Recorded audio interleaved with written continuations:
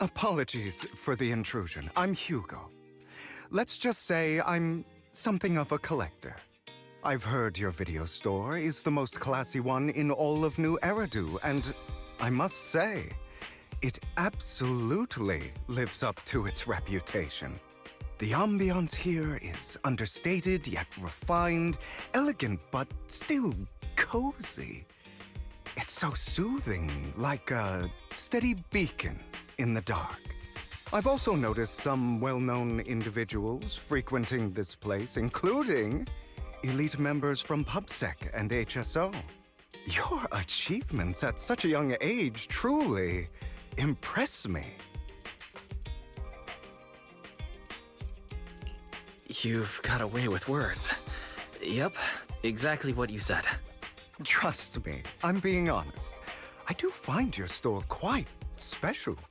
So, I guess the rumors about this place are true. Children of devils.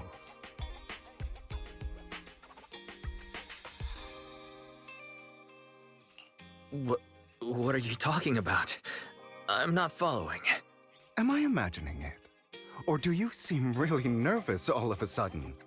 Children of Devils is an old movie I've been searching for, but it's so niche I can't find a copy in good condition. Or perhaps, did this movie remind you of something else?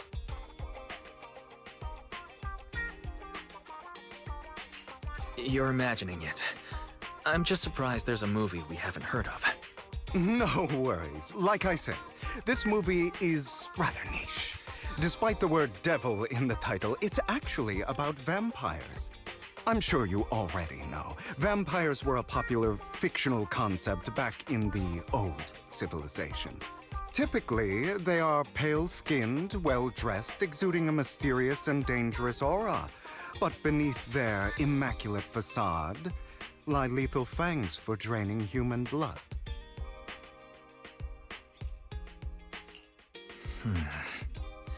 You kinda look like one. I'll take that as a compliment. Too bad vampires don't actually exist in New Eridu. Oh, and I don't feast on human blood. In fact, if anything, I'm hypoglycemic. Anyway, back to the movie. It's about a man who unwillingly turned into a vampire and after years of plotting, finally kills his evil father and ultimately dies in the process.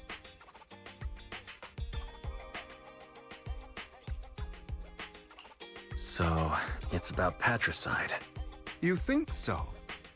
To me, it's more like a revenge story. The villain just happens to be the protagonist's father. Well, it's a shame you don't have the videotape I'm looking for. I'll just grab a copy of every movie you currently have for rent.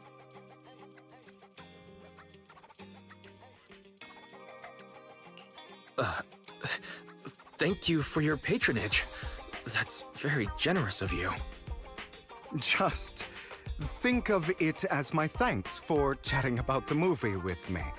Your store is like a collector's gem in itself. Please, consider my payments here as an investment in a collector's prized find.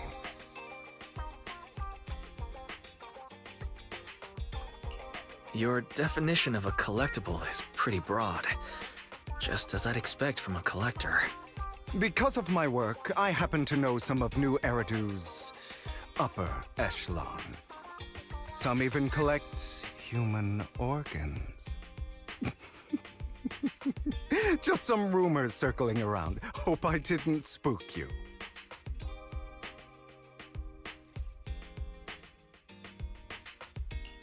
No worries. I don't scare easily. I've seen my fair share of crazy stuff. Guess I was worried for nothing.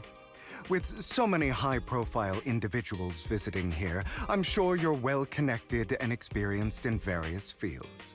Speaking of which, there's a big industry auction coming up. They'll probably have lots of collectibles, maybe even rare videotapes not on the market. If you'd like to attend, just let me know.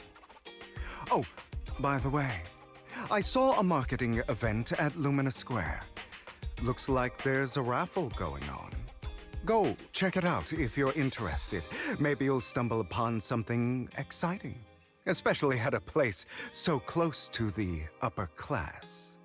After all, there are always secrets hiding behind the light. Well, thanks for today. I'll take my leave for now. Until next time, my precious friends.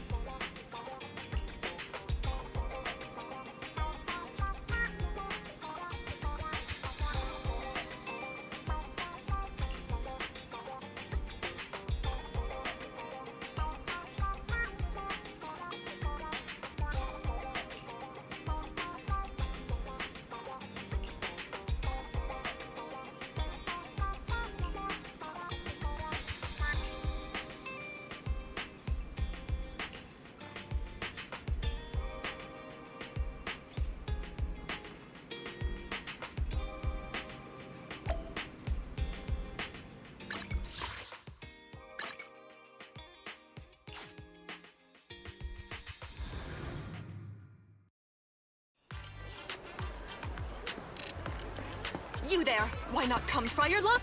All sorts of prizes are waiting to be won!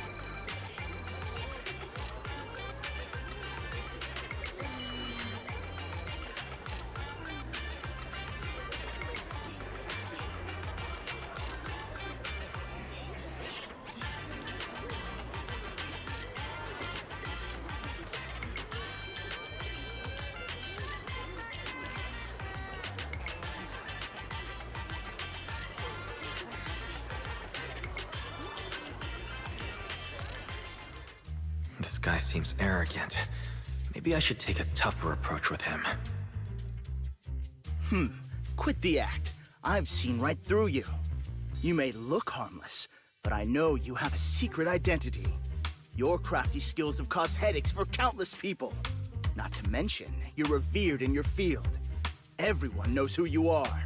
Your true identity is a member of the most infamous band of thieves in New Eridu, Mockingbird!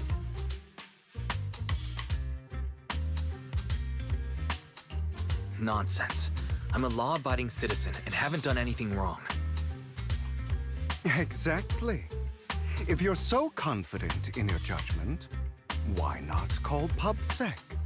I'm sure they'd be delighted to apprehend this Mockingbird phantom thief on the spot. All right, jeez, I was just guessing.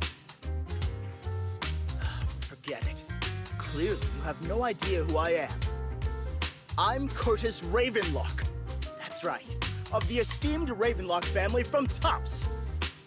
You'll face consequences for crossing me.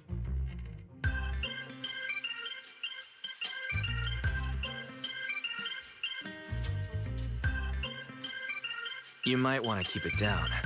People say the Ravenlocks have a questionable reputation. A bunch of lies. My family has a long and prestigious history. Those people are just slandering us because they're jealous. The Ravenlock family did have its golden era, but they've been on a decline lately.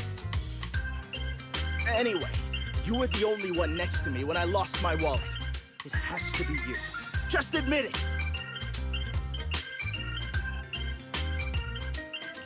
Listen, you can't just throw accusations around. You'll be held accountable for what you say. I did not steal your wallet, but if you insist that I did, let's go to PubSec together. Of course, if you can't prove it, I'll be pressing charges against you. Press charges? That's a bit too extreme, don't you think? Looks like you found the right approach to deal with people like him. In any case, my wallet is missing. It had a ton of Denny's, so someone's got to answer for that.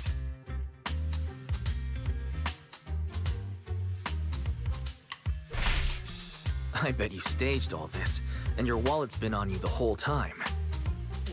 What do you mean by staged? Why would I do that? Someone stole my wallet. It's theft! With all due respect, I doubt he's clever enough to stage anything. Clearly, your accusation is baseless, Mr. Ravenlock. Your outfit, while elegant, shows unironed creases and noticeable signs of wear. You've likely worn it for a long time. Plus, the wet ink on your cuffs suggests that you rushed straight here from your workplace. Likely so you wouldn't miss today's raffle. All in all, it's clear you're not well off and quite careless. Chances are you lost your wallet yourself, and it probably didn't hold much cash. Is that why you jumped to accuse others? Hoping to leverage your family name to make a quick Denny? That's utter nonsense! Regardless, you owe this person an apology. Damn it! You'll regret this. Just you wait!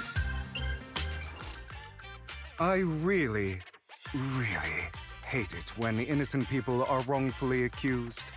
But it's all over now. I hope it didn't ruin your mood. I still have some doubts. Did he really just drop his wallet? Regardless of what really happened, he got what he deserved. He should have known what would happen the moment he falsely accused you. People like that should have a taste of their own medicine. That sounds fair to me. Unfortunately, we don't usually see such fairness in our world, do we? That's why sometimes I don't mind resorting to unconventional methods to right the wrongs.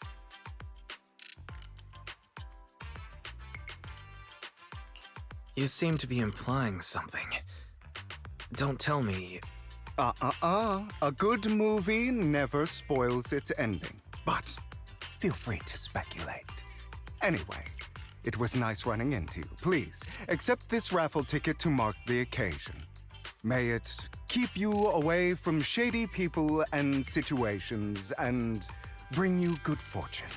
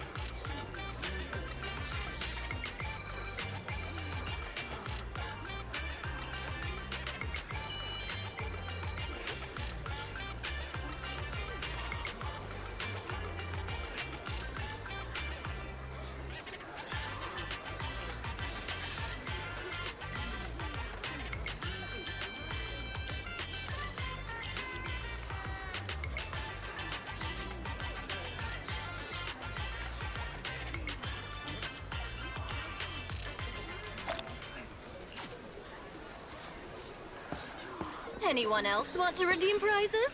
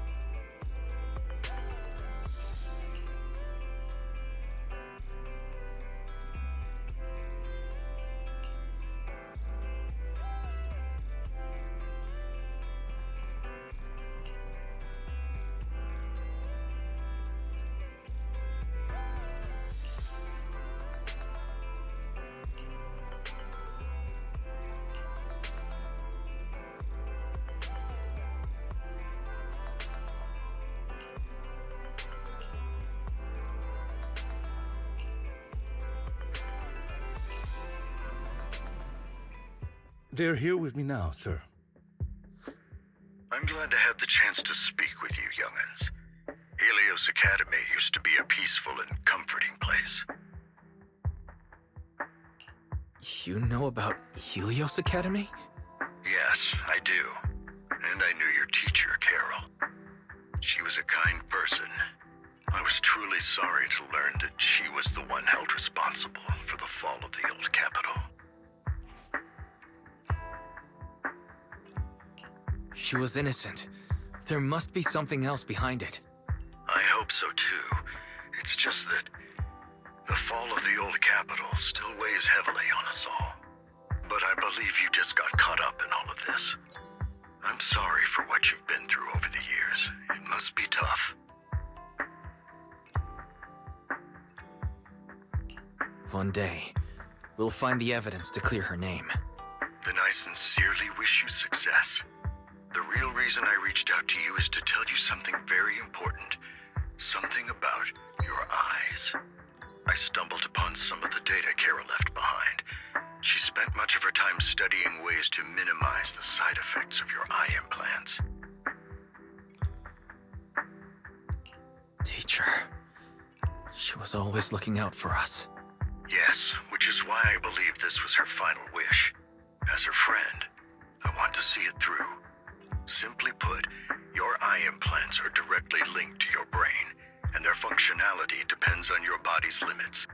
As a result, the HDD system takes up a part of your body's capacity.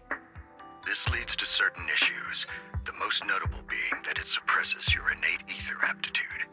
I brought in a team of specialists to analyze Carol's data samples, and after some effort, they created a plan to upgrade the HDD system. After the upgrade, the HDD system will operate with significantly reduced power consumption, allowing for a substantial boost in your ether aptitude, or rather, a restoration to its original level.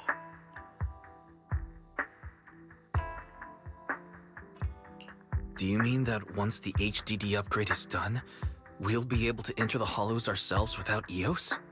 Exactly. You'll likely experience some discomfort at first, but you'll get used to it over time. I'll have the specialists from Marcel Group continue monitoring your physical condition to reduce the burden on your body and help restore your ether aptitude more effectively. Are you really giving us such advanced technology for free? Feels like there's gotta be some kind of catch. Besides, you must have known about us for a while. So why wait until now? I'm not asking for anything in return. As for why I didn't reach out sooner, truth is, from what I've learned, your eyes possess even greater power. Perhaps the power within you could affect all of New Eridu. But you must understand, power is a double-edged sword. It can be used against enemies or allies. As the mayor of New Eridu, I must ensure everyone's safety. So I hope you'll forgive my caution. I'd been observing you for some time. That said, I'm confident to say that everyone at Victoria Housekeeping speaks highly of you. Miss Bell and Mr. Wise are both kind and honorable individuals. I believe they'll use their power for the right cause. Yeah, they're both good people. Thank you for your kind words. Even though we have no idea what this power is. You're not just making it up to get our hopes up, are you? Of course not. It's just that I don't have much information right now. I'll let you know as soon as I do. Well then, I'll let Lycon assist you with upgrading the HDD system. Rest assured he'll guide you through everything. You should be able to follow him with your knowledge. If you would follow me.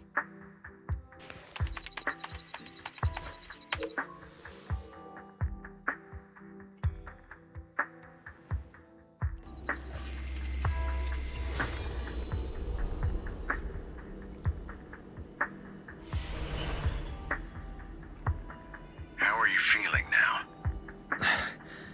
All good, I think. Really?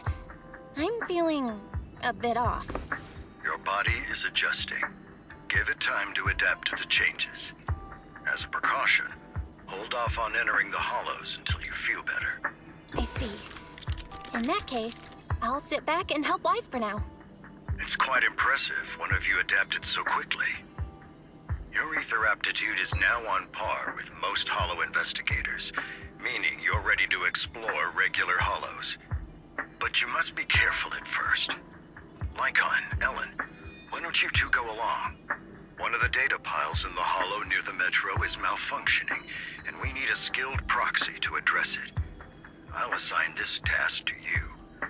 Of course, you'll receive fair compensation upon completion. Take your time in the journeys ahead. You've got plenty of time to uncover your full potential.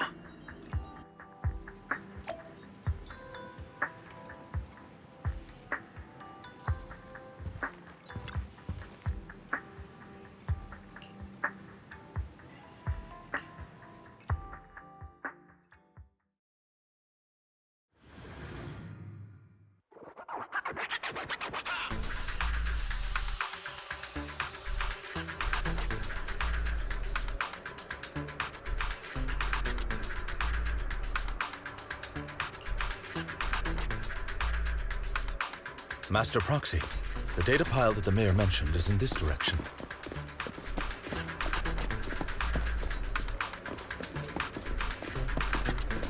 Let's keep moving.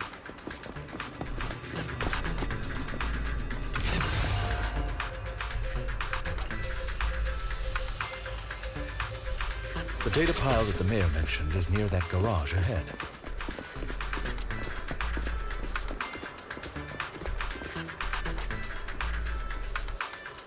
What a pain. There's nowhere else to go. We'll have to move the train.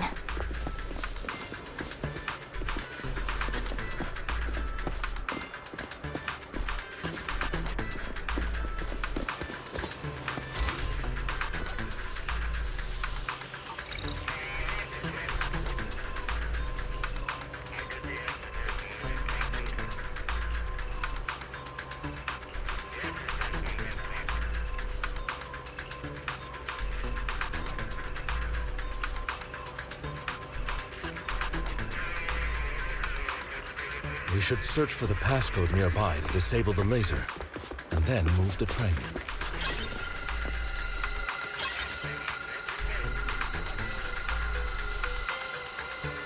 Ah, I get it now. We should be able to enter the passcode now.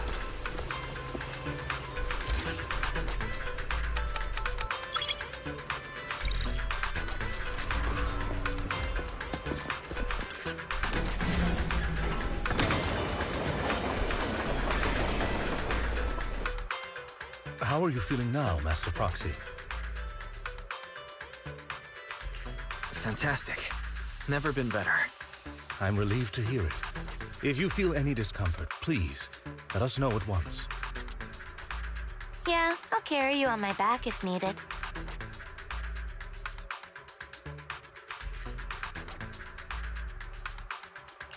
Really? Can you carry me right now? Let's finish the task first, Master Proxy. You've always had a sharp mind, and now you've got the muscles to match. Thanks for the compliment. No, I was just thinking. When will you pick up some fighting skills? If you can fight, you could handle things in the hollow all on your own. That'd be pretty neat.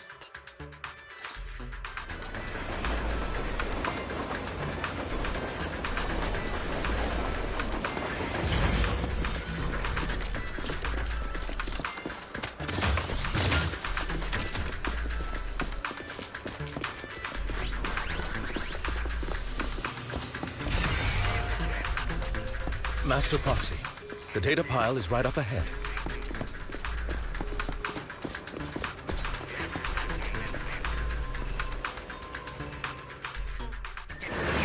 Worry not, Master Proxy. We'll ensure your safety. Thank you. Sorry. I still need you guys to protect me. Seems like I'll need to work harder. Proxy.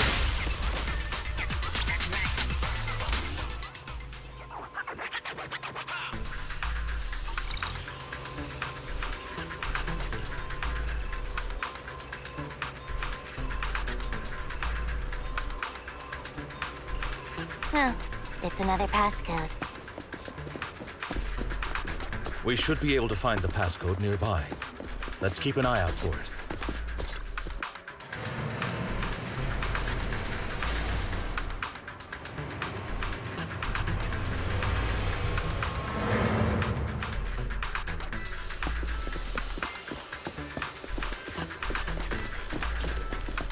Maintaining the data piles in the hollows requires a proxy with the utmost professionalism.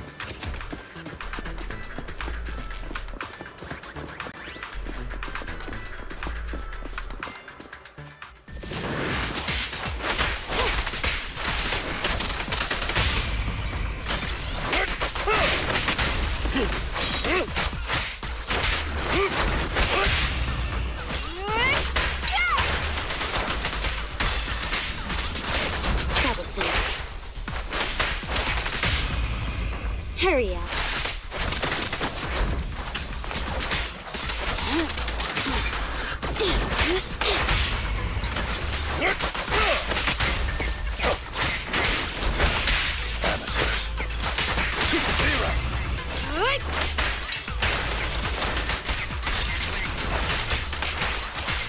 Say no more.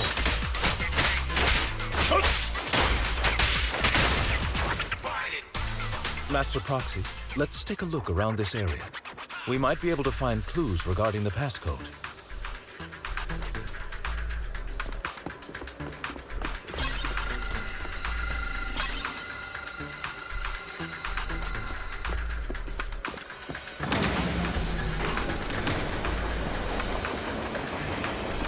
Proxy's moves seemed more fluid in that last battle. Master Proxy, this should be the second passcode.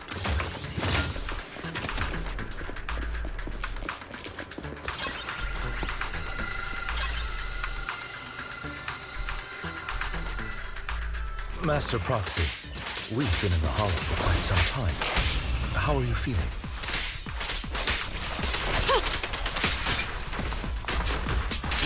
I feel fine. Nothing unusual, actually. That's good to hear. After all, this is the first time you've entered the Hollow since the system upgrade. Best not to overdo it.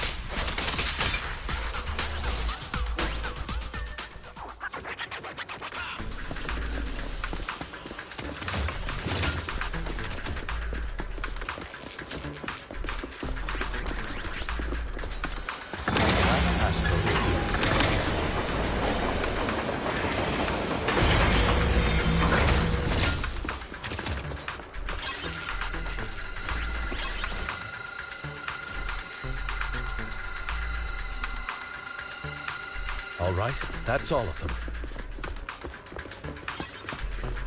Let us return and open...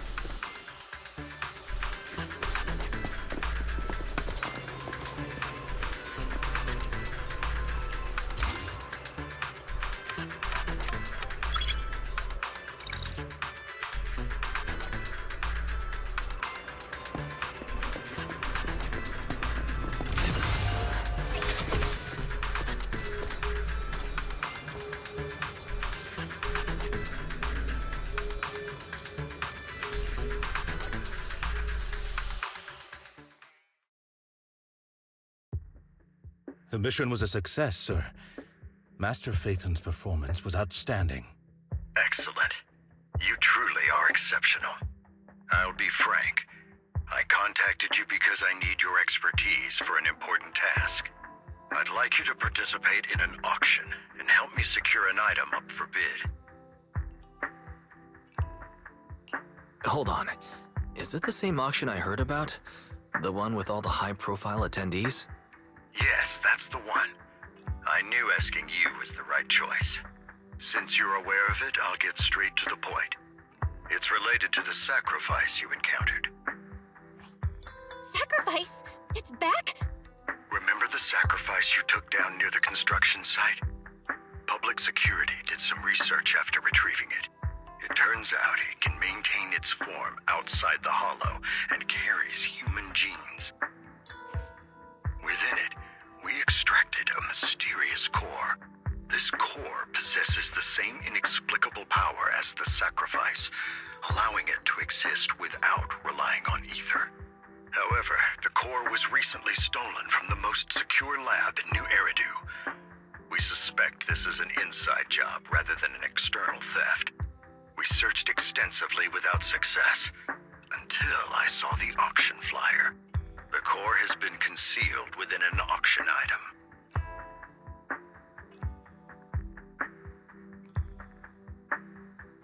So you want us to bid on it at the auction. But why us? The power of the sacrifice is highly volatile and destructive. We must keep it confidential, at least for now. And I, as mayor, am not suited to participate in the auction myself. Plus, I'm running checks on my inner circle due to the theft. Frankly, there aren't many people I can trust. Don't worry, the funds are covered, and Victoria Housekeeping will be assisting you. Of course, this hinges on one condition: your willingness to aid me. All right, we'll give it a shot. Thank you very much. I knew that I could rely on you. The only hurdle now is the invitation. It's exclusive to Tops, so obtaining one might take some time. I'll handle that promptly. I'll leave the rest in your capable hands. You seem a bit puzzled, Master Proxy. The relationship between the mayor and Tops seems rather delicate. You're quite perceptive. As you know, the roots of New Eridu's governance lie with the Mayflowers, while Tops is a conglomerate of companies. Power and profit often lay the foundation for conflicts, which is why securing invitations could be tricky for us. Things would be much easier if Tops weren't so involved. But worry not, Master Proxy. It may take some time, but we will overcome these obstacles. Now, if you've no further need of me, I'll take my leave. Have a good day.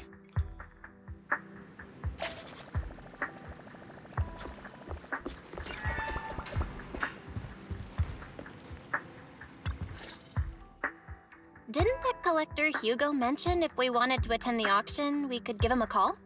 But he didn't leave us his contact information. Odd, right? If he wanted us to contact him, why not leave a number? Did he just forget? Maybe he left a puzzle for us to solve, like in the movies. You've been watching too many movies, Wise. We need to separate fiction from reality. Come to think of it, Hugo did leave us a raffle ticket and said something weird. He said something cringy like, "There are always secrets hiding behind the light." Wait, don't tell me.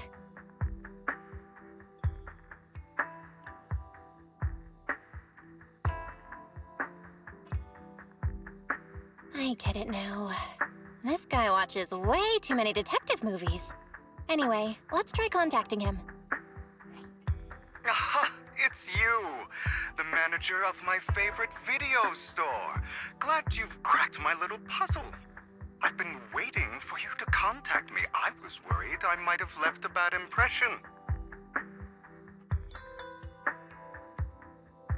Actually, I have a favor to ask. About the auction you mentioned. Could you secure 2 invitations for us? Ah, so you'd like to attend the auction? I'd love to assist, but unfortunately, I have some tasks at hand. But if you two can help me with my current task, I should be able to find time to get the invitations you need. What kind of task? Is it something I can handle? Nothing too dangerous, I hope. Don't worry, I would never put you in danger. Let's discuss the specifics in person. I'll wait for you at Do Gardening Shop in Lumina Square.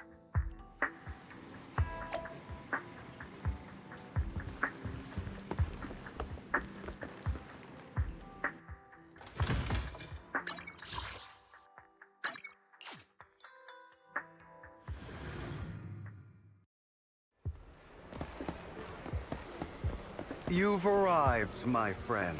Punctual as always.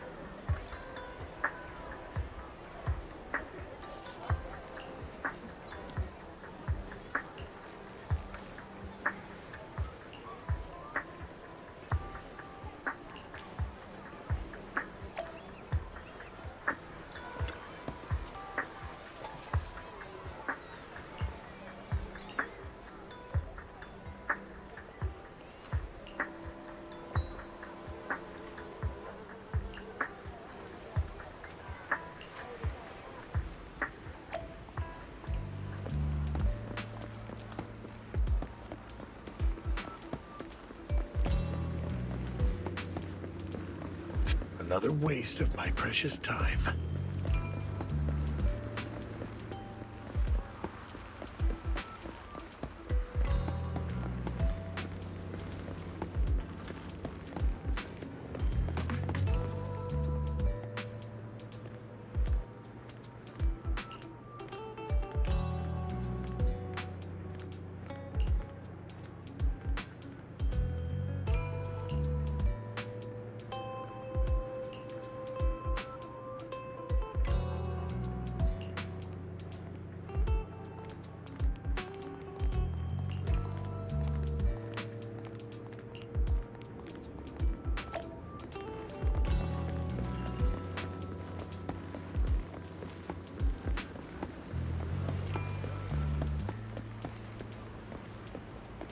This time, I'll lead the family back to the top.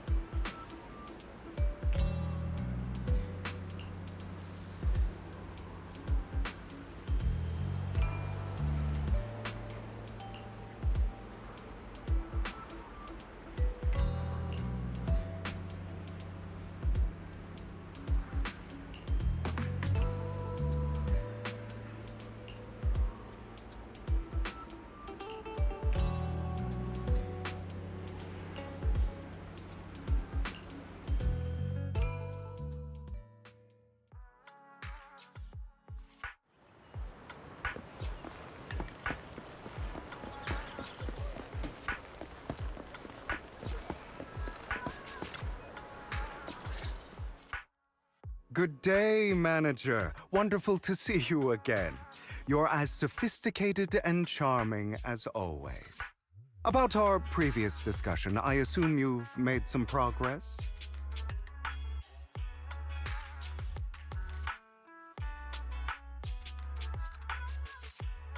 I see. Looks like it's more complicated than I thought. I appreciate your help. Here are the promised invitations for you. One was mine, but I won't be able to attend as I'll be occupied that day. I had to pull a few strings to secure these invitations, so please don't mention where they came from. Otherwise, someone might come hunt me down. Wait, seriously? Is the auction really that dangerous? Well, when you dance with sharks, you can't avoid risk. But I have faith in you, dear manager. I'm entrusting you with my life. Don't worry, my lips are sealed. And so are my sisters. I've been meaning to say, you're so close with your sibling. I'm kind of jealous.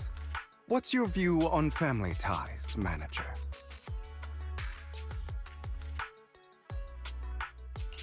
It's a bond you have to maintain carefully. Even as family, we might not fully know each other. For example, our... someone who was like a mother to us, loved us deeply, but also kept many things from us. Mother. Huh. For me, that word only brings fear, pain, and hatred. I once had a half-sister. Different mothers.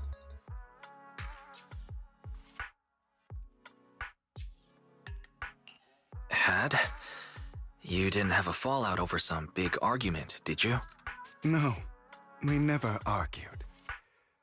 I would like to try, but it's too late. She's been gone so long. I can barely remember her face.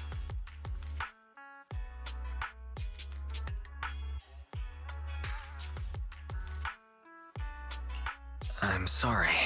I didn't realize it was a sensitive topic. My condolences.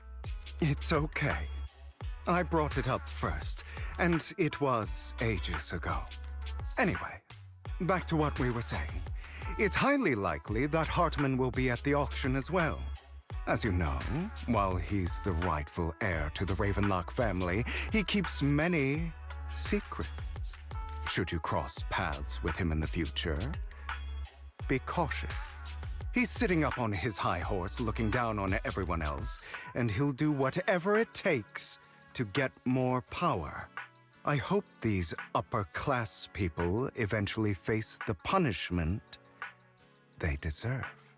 Too bad the scales of fate lean one way or another, unless someone steps in to tip them back. I digress. That's all for today. I have some errands to attend to, so I'll take my leave. Have fun at the auction.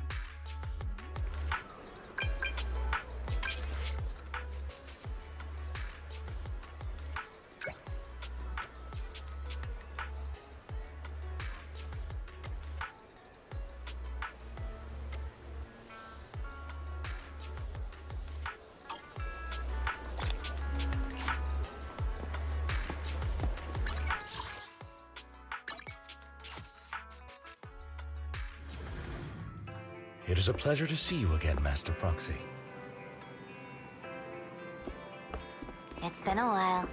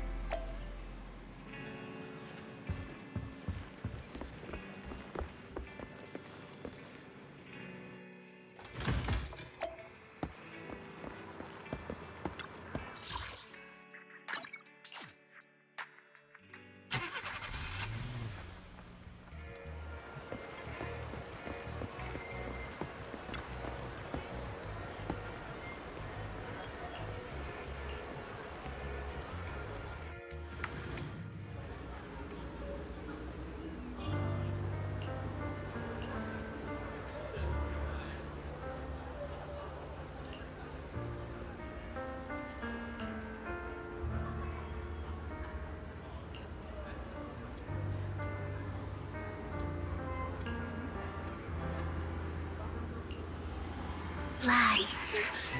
Deception. Betrayal. I see swirling mist, shrouding the truth in a deep, enigmatic haze.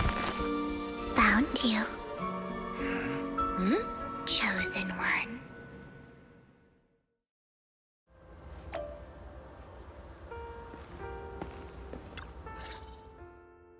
You are exactly as I thought you'd be. What are you talking about? I'm confused. Words can only convey so much, so it's understandable if what I say doesn't make sense to you now. But you'll know what I mean soon enough. Young lady, I know you might think I'm lying, but I'm telling the truth. That item was my late husband's keepsake, and I had to pawn it due to financial difficulties. But I can't bear to see it auctioned away to who knows where. I'd never be able to get it back. Please help me bid for it. There's a hidden flaw in that item. If you point it out during inspection, it will be withdrawn from the auction and returned to the pawn shop. That way you won't have to pay for it. In return, I'll offer you some compensation. It may not be much, but it's all I can manage. Please. Mom, please don't cry. Your story might be genuine, but your intention is not. Besides, this has nothing to do with me. Your misfortune is not my concern. Young lady, you don't look like you're struggling for money. How can you be so cold-hearted? I'm sure this refined individual here feels the same way.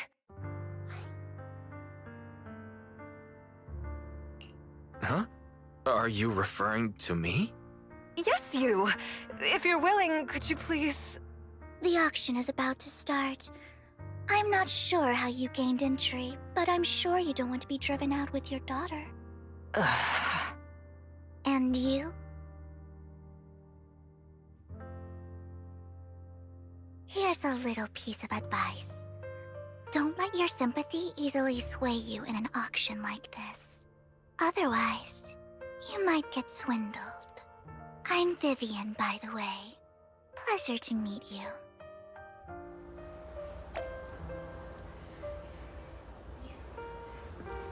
Dear guests, the auction will begin shortly. Please make your way to the venue.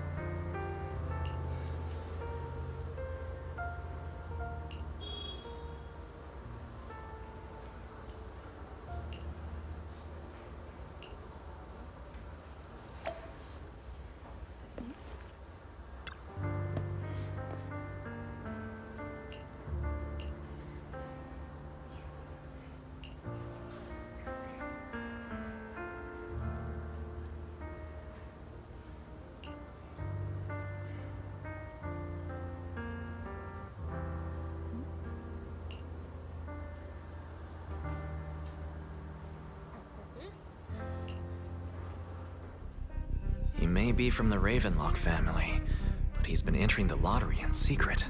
his financial situation might not be too great right now. Ugh, what rotten luck. I didn't expect to see you here. I won't back down this time.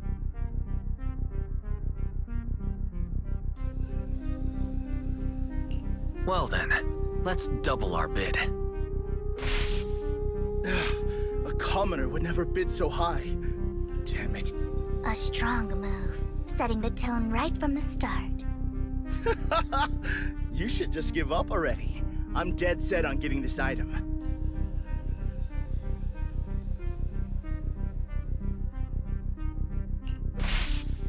Let's see who comes out on top in the end. A Ravenlock losing to a commoner like us. It wouldn't look good, would it? You're right. So for the honor of the Ravenlocks, I can't lose! Trying to provoke him backfired. Okay. Let's not rush into inflating the price. Seems like it's just the two of us interested in the item.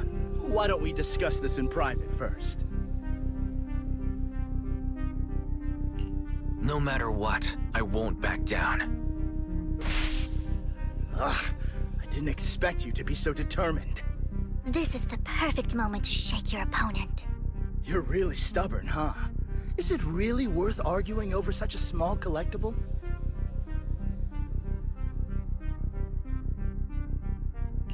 That's right. The Denny's in our pocket is our biggest advantage. Host, I'm raising the bid. The price is way more than it's worth. Forget it, I'm out. It's a bit overpriced, but it's still acceptable. Regardless, congratulations on your winning bid. Though in my opinion, its aesthetic style is a bit ahead of its time. But as long as you like it, that's what matters. After all, the true value of art is in the love people invest in it. The next item is truly exceptional. The final creation of a legendary artist, the only one of its kind in all of New Eridu. The artist's tale is quite fascinating. Unrecognized during his lifetime, his works were discovered by art collectors after his death and became hugely popular. Because of this, authentic works are few and far between, making each one incredibly precious. And this stunning final piece, anyone who loves his work won't want to miss it. Without further ado, let's get started! Starting bid, 200 million Denny's! If I can get it for under 500 million, I can still turn a profit. 300 million! If I'm not mistaken, Wise, isn't that the item the woman asked Vivian to bid on? Yeah, that's the one. If our budget allows, perhaps we should. 1 billion. Even if his final piece is a collectible of this quality, starting at $1 million right off the bat. Since she doesn't have to earn her own money, any bid is just a number to her. Was that Vivian? Wow, she just said, "Don't let your sympathy sway you," then went ahead and bid anyways. Yeah, but she can literally afford not to take her own advice. Ooh, this elegantly dressed lady certainly has refined taste and deep pockets. So, is anyone ready to challenge this young lady? Invest in the legacy of a talented artist who left us too soon.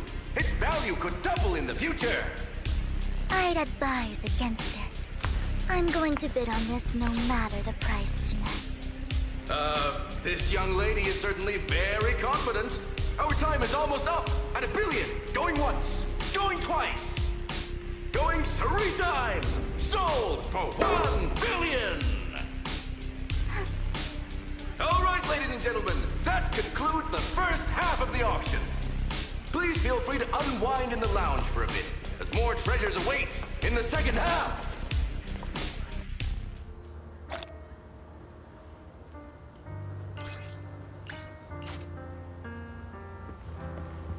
The coffee here is drinkable. Why are there so many unfamiliar faces around? I thought this was for regulars only.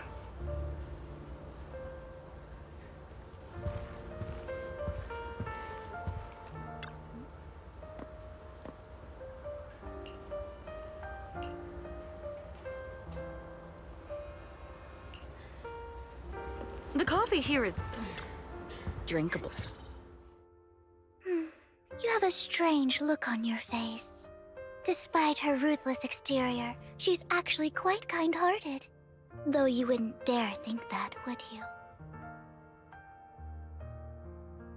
How did you know? Looks like I hit the mark. Just to clarify, I didn't assist that woman out of kindness, nor do I plan on giving up the item I just purchased, because it's nothing more than a common scam. A scam?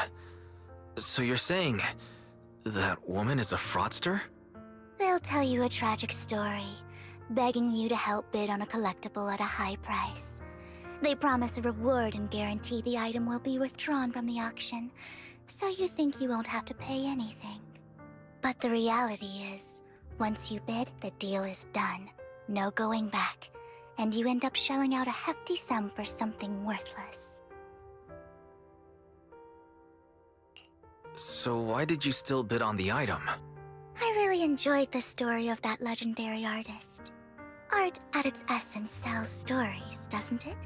I'm willing to pay the price for the stories I choose.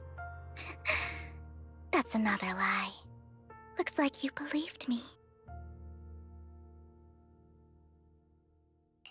I didn't really believe you. Let me give you another piece of advice. Appearances can be deceiving. People often mask their true intentions. Sometimes, what you can't see is the real truth.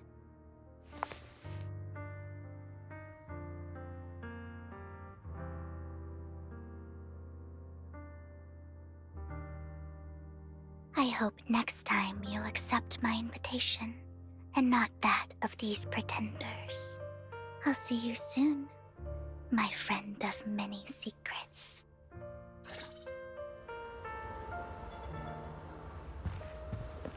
The second half of the auction is about to begin. Please make your way to the venue.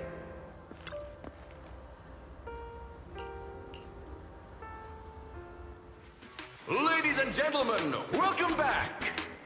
Up next in our auction is tonight's showpiece, the one-of-a-kind Robe of Heroes! Legend has it that, long ago, this was a garment that only a hero could wear.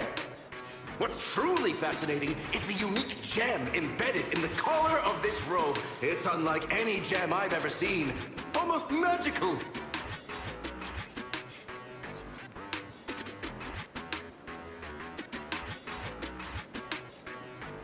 Wise, that gem's probably what we're looking for. Such an important item, yet it's just there on a piece of clothing, completely unprotected. How gaudy. This auction sure is busy. There's people of all sorts, whether they belong or not. Robe of Heroes. What a tacky name. Nonetheless, I'll secure it. In the name of the Ravenlock family. Yes, I see it. Seems authentic. Of course, I'll keep an eye on it.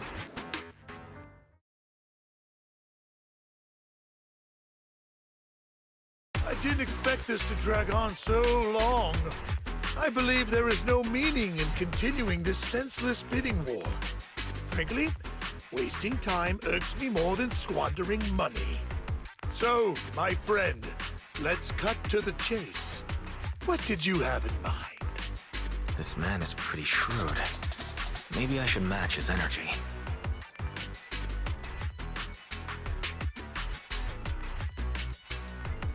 Perhaps a better question should be, what can you offer me? The ball's in my court now. Good. I enjoy conversing with people of sufficient intelligence. There are more antiques in this auction than just the robe. Why rush into this? You might find something else you prefer.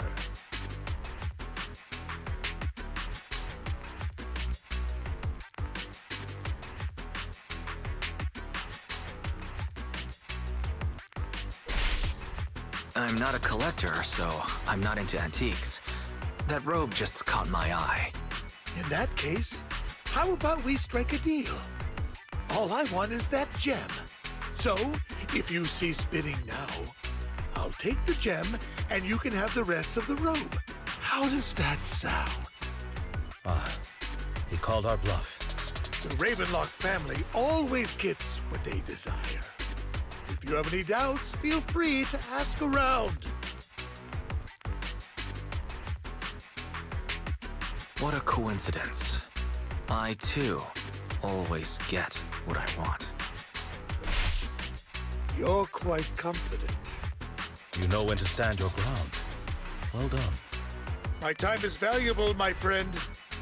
I've already lost a significant amount of Denny's talking to you. If I offer you a token of appreciation, let's say a hefty sum of Denny's, would you consider backing out of this bid?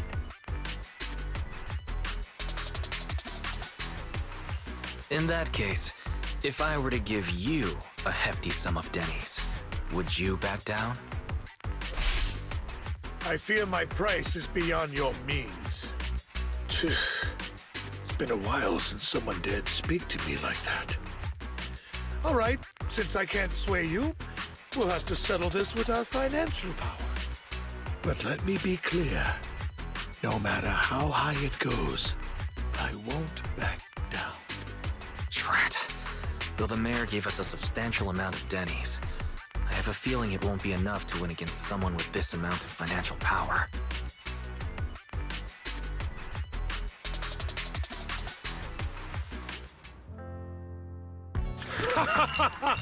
Thank you, everyone. It appears I'm the final winner of this auction after all. Well, I'll be taking this masterpiece with me. Of course. I must extend my sincere gratitude to all of you. Damn it, we almost won! Ugh, Denny grabbing jerks. I got a message from Hugo. He wants us to... look up? What happened? Why'd the lights go out?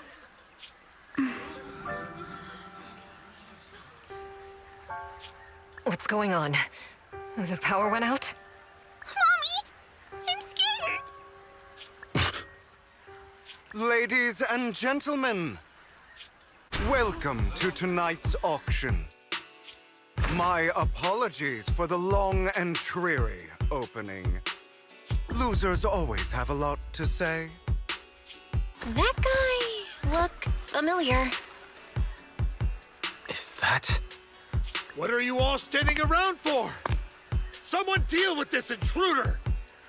How uncouth.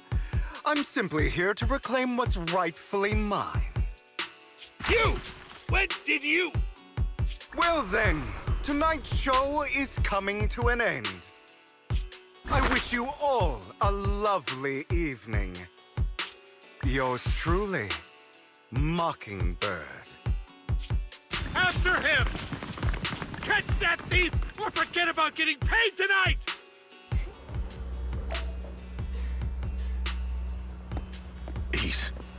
I can't believe he's here. And his target happens to be that core, too. Forgive me, Master Proxy, but that... Mockingbird and I have... history.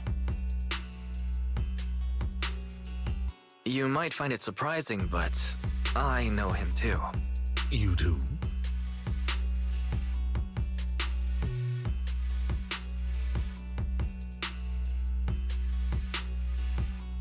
I see. So that's how you know him. Years ago, we founded Mockingbird, the Phantom Thieves Syndicate. Things started off well. We were young, with naive ideals and lofty goals, and we pursued what we thought was right. But one night, that all changed. There may have been signs of what was to come, but no one noticed them at the time, or perhaps we chose to ignore them. Eventually, I left Mockingbird and accepted the olive branch extended by the mayor. The separation was, shall we say, less than amicable. And my dearest friend became my sworn enemy. Master Proxy, if I may ask, what do you think of Hugo?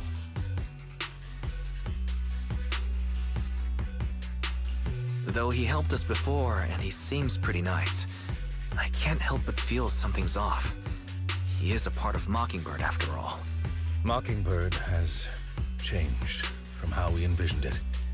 And Hugo, too, No, it's nothing. In any case, he is very dangerous. I'm still unsure of his intentions, but we cannot risk letting him have the sacrifice core. Based on my past experiences, I can likely predict the route he'll take to evade his pursuers and escape. However, this path lies within the Hollow. Master Proxy, can you... Let's head straight there.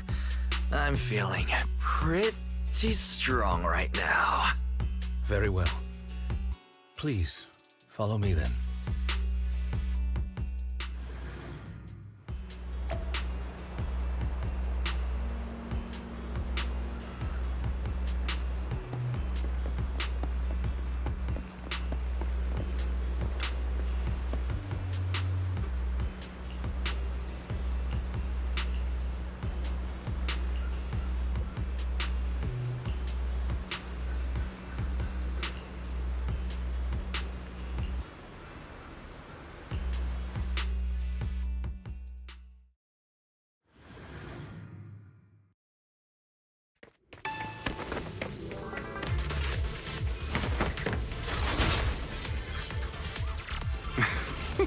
As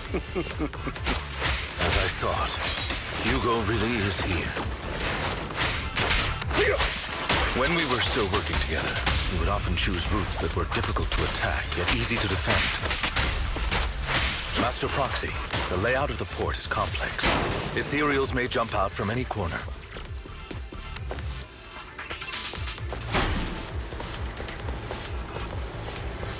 Do be extra careful.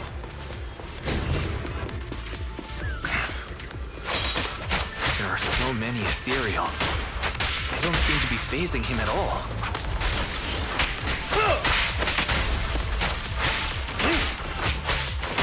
Though I am loath to admit it, that man is quite for...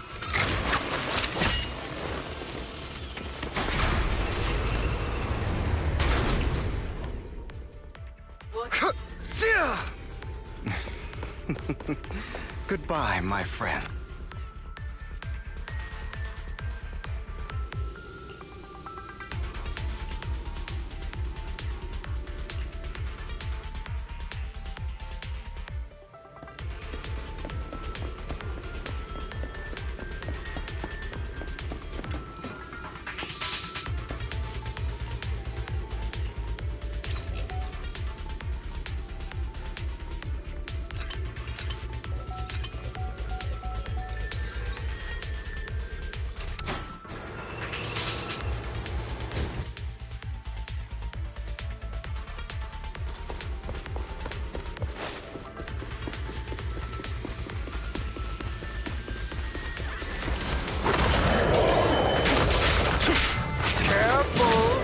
Get hurt. I'm not going to let you have your way. Amateur. Master Proxy. That's one of Hugo's weapons. Make sure to avoid it. He's extremely familiar with this place. Master Proxy. Dragging this out will only be to our disadvantage. Let's proceed through here post-haste.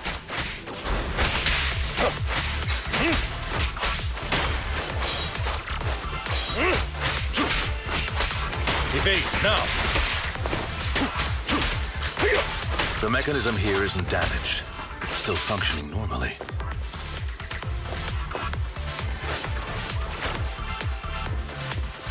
Something's not right. It feels too easy, almost as if he let us through on purpose.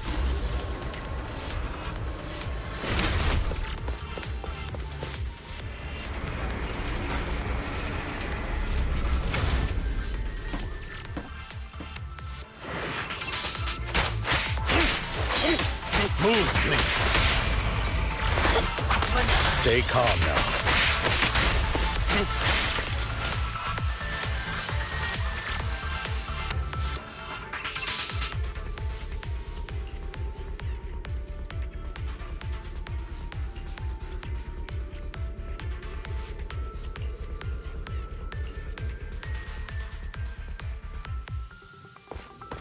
This must be the right way. Not to worry, Master Proxy. We'll be able to catch up to him soon.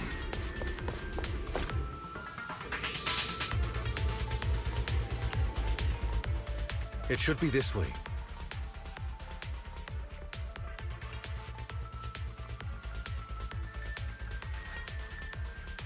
Are they from the auction?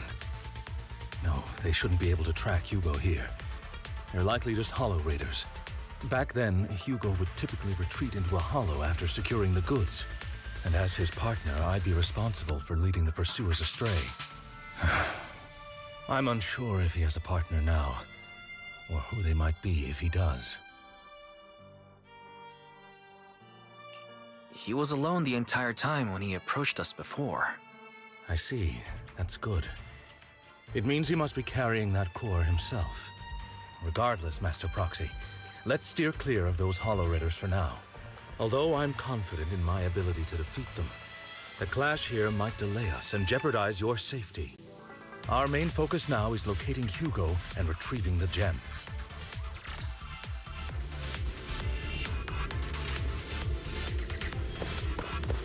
Evade, now!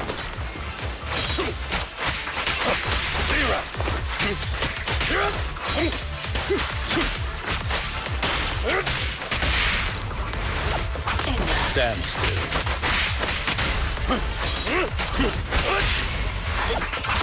Stay calm now. He should be nearby.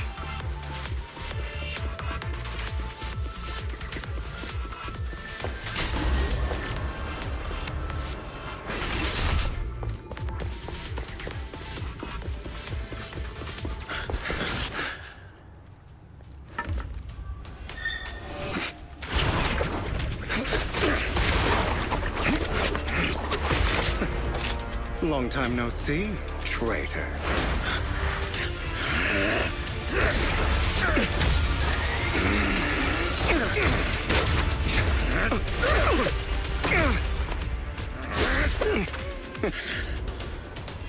It was you who broke the oath, not me. You haven't changed, pompous and self-righteous.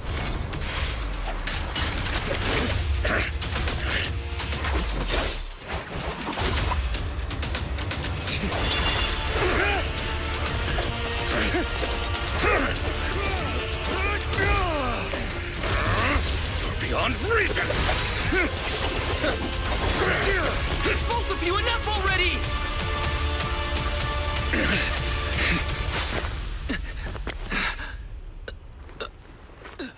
Master Proxy. Are you all right, Master Proxy? Any injuries? I'm fine. I just forgot I wasn't using EOS. I thought your attacks would just go over my head. I'm not used to being this tall, I guess. Rest assured, Manager, my blade has always been steady. I'll never point my weapon at my allies, especially not you.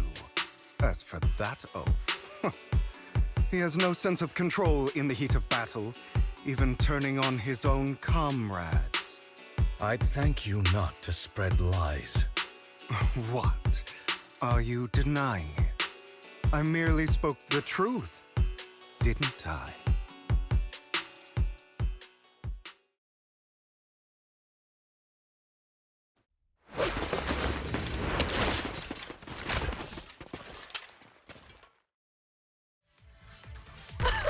Thought we were in for a tough day, but it seems we struck gold in the end.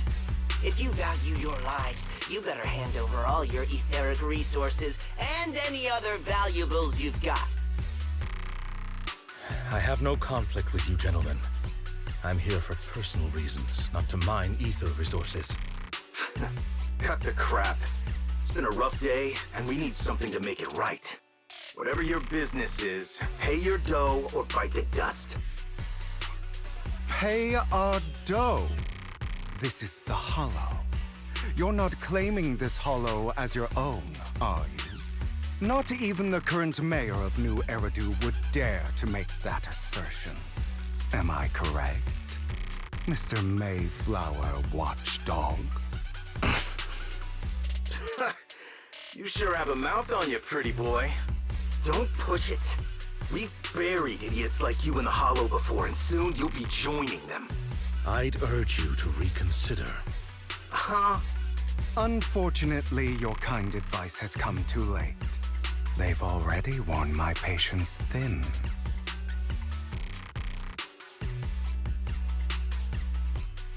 Oh, help me! Scared? Then perhaps you should think twice before you act. You've made your bed. Now lie in it. Sorry! I'm so sorry! Please have mercy! Spare us! We won't do it again! Are you quite done blowing off steam? Don't kill them. I'll hand them over to public security once we're out of... Who do you think you are to tell me what to do? They weren't planning to show you any mercy, yet you forgive them so easily. You haven't changed at all over the years, Lycon. To hell with you and your foolish fantasies of being some almighty savior. Haven't you learned your lesson from what happened with your eye and legs? My principles remain unshaken. No one has the right to take another's life. Sinners deserve punishment. Do you know how many lives they've taken? I'm merely delivering the justice the world needs. It is not our place to pass judgment. I know I will not sway you. There's no point in continuing this argument. I will stop you. I always will.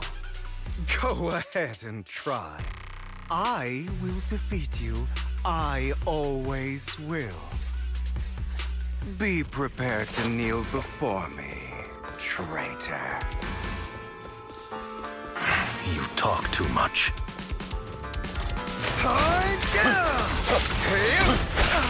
Amateurs. Take this. Way.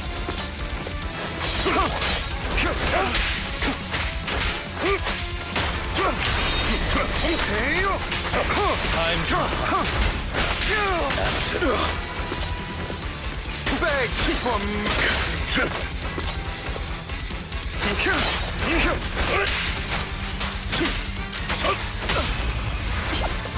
Proxy, I'd advise against trusting anyone from the... Do you two have to fight? My apologies, dear manager, but I'm itching to teach him a lesson. Shut up!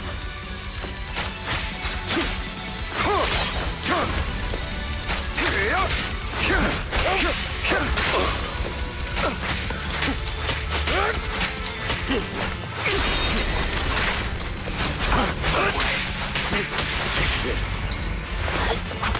Steak.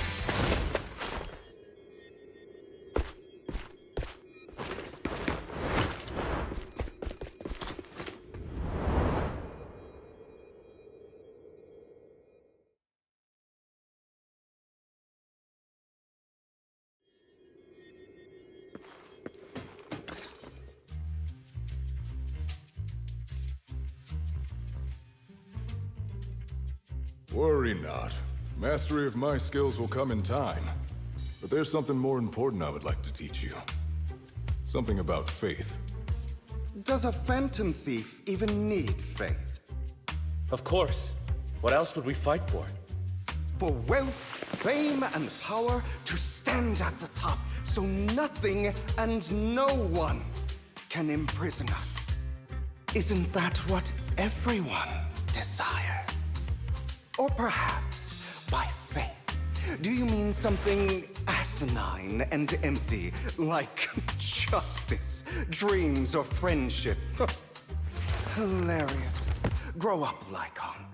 It's time to let go of your naive fantasies of being some almighty savior.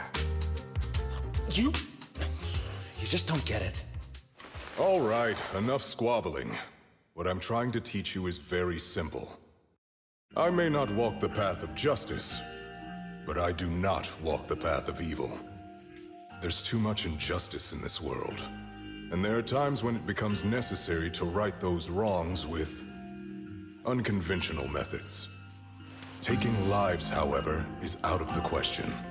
Life is a precious gift, one that nobody has the right to steal. No one should have the authority to judge whether another lives or dies. Keep that in mind. I will. You don't seem convinced, Hugo.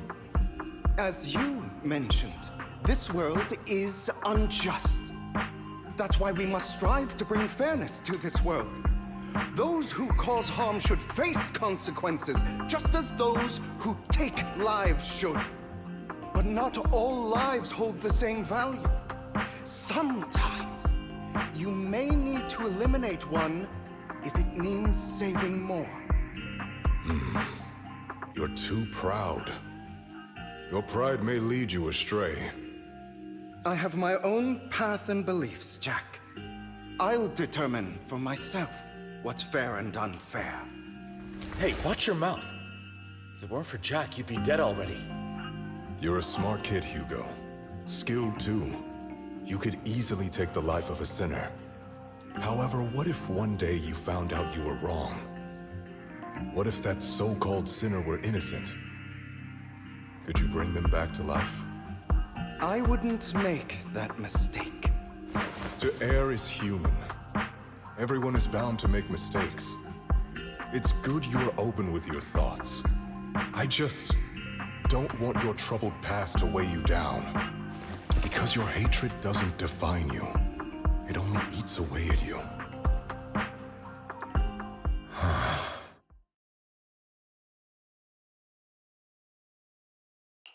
Are you okay, Lycon? You've been quiet for a while. My apologies, Master Proxy. I was just reminded of some past memories. Before Hugo and I founded Mockingbird, we had a mentor, Jack. He took us under his wing when we were in dire straits, imparting his skills and life lessons. But Hugo didn't agree with his viewpoints. Perhaps our paths were always fated to diverge. I've been curious for a while now. What caused you two to split? Mockingbird, faced numerous triumphs, but also setbacks. And one of them was a disastrous one. Hugo. You... Was this you? All this? So what if it was? Have you gone crazy? Have you been planning this all along? You'd bury all these lives in the name of vengeance? They deserve to die. Especially my so-called father.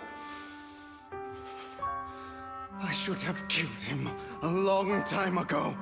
A really long time ago.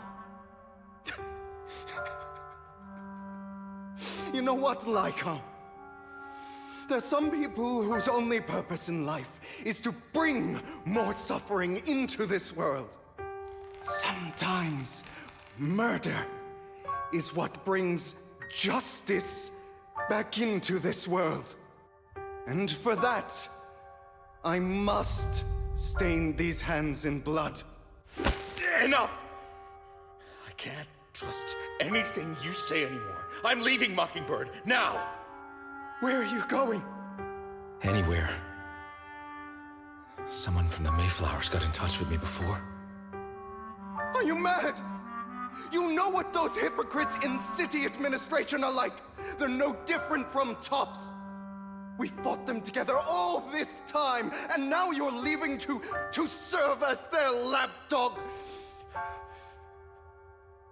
Are you going to turn your back on Mockingbird? Turn your back on me. The mayor is different from the others. But it doesn't matter. I'm not going to even try convincing you. As your friend, I'll give you one last piece of advice.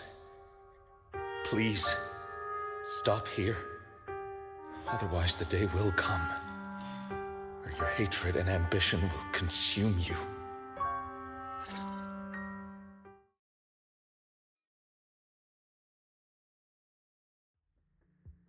My apologies, Master Proxy, that you had to hear such an unpleasant tale. Hugo came from a powerful family, and his relationship with them was always strained, especially with his own father. So much so that Hugo wanted to personally put an end to him. After shouldering a mountain of injustice, Hugo ran away from home. That's when Jack and I met him. And that setback that Mockingbird suffered turned out to be intimately connected to his family. I had thought it was just a normal mission, when in fact he was plotting revenge. He took advantage of me and everyone else there. I do not mean to pass judgment on him and his decision, but I refuse to accept a partner who is willing to trample over other people's lives for their own desires. Perhaps his family left a mark on him that continues to influence him to this day. In any case, Hugo still has the sacrifice core. We should contact the mayor to plan our next moves.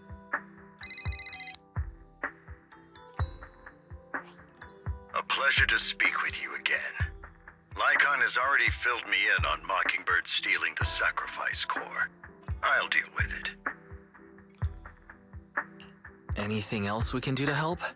I mean, we didn't manage to complete our mission. No. You've done well. It's just not appropriate for you to get involved in what's to come. We've been through far more dangerous situations. Plus, we've dealt with Mr. Mockingbird before, so maybe we could help you. Really, I appreciate your kindness. It's just... Very well. Seeing as you're all people I know I can trust, I'm going to be frank. Not long ago, I received a letter declaring criminal intent.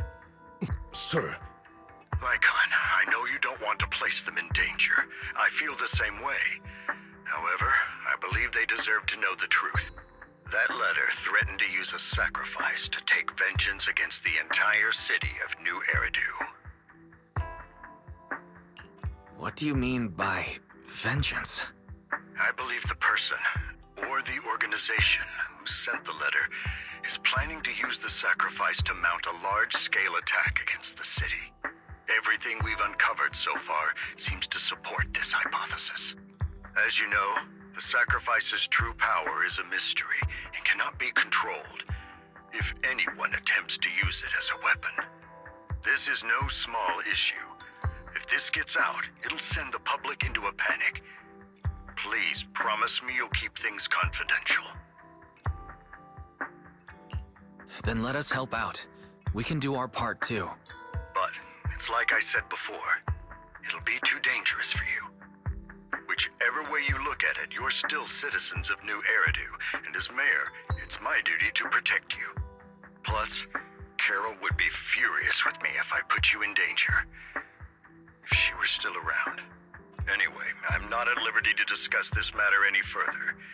Please rest assured that we will handle things properly as the administrative authority of New Eridu. That's right. Master Proxy, please trust us. So that'll be all for today. Goodbye for now.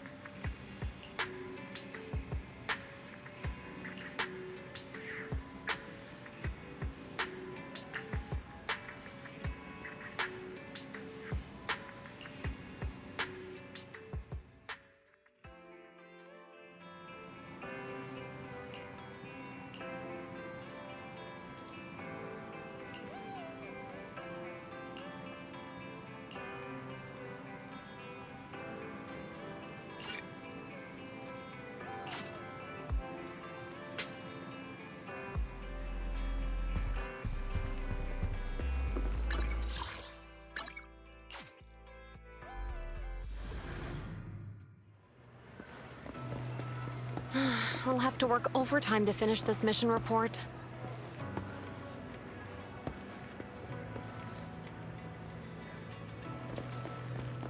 You're here!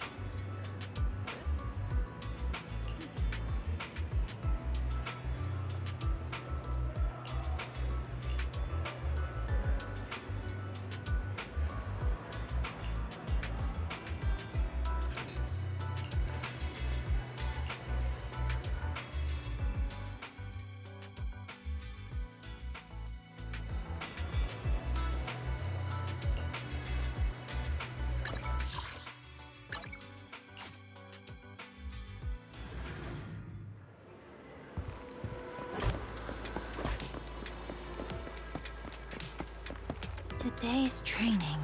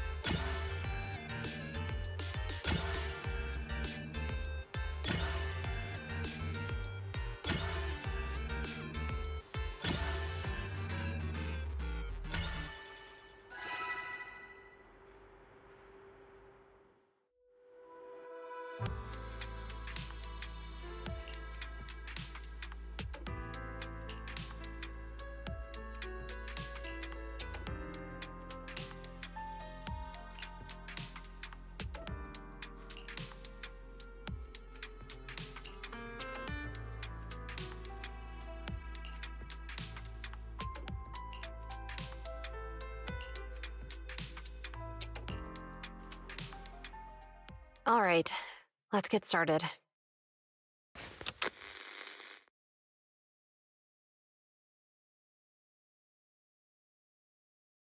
I'm probably not getting out of this hollow, but at least this tape recorder still works.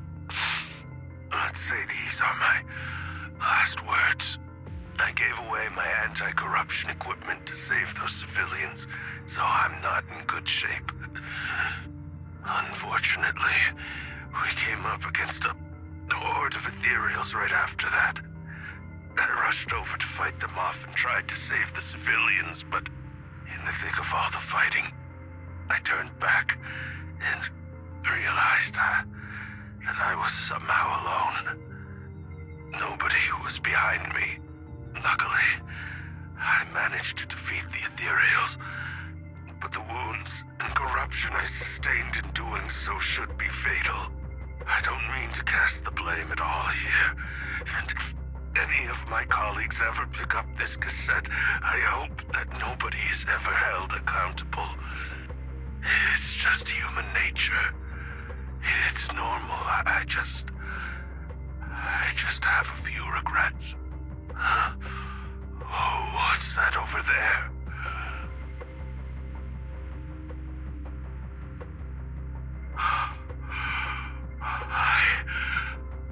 I've seen a miracle. Yes, that thing is right. So long as humanity is in constant conflict against the Hollows, we'll never be able to grasp true power. Only by embracing everything. It's the only way. Only by embracing this power can everyone survive. Oh, Creator, please grant me this!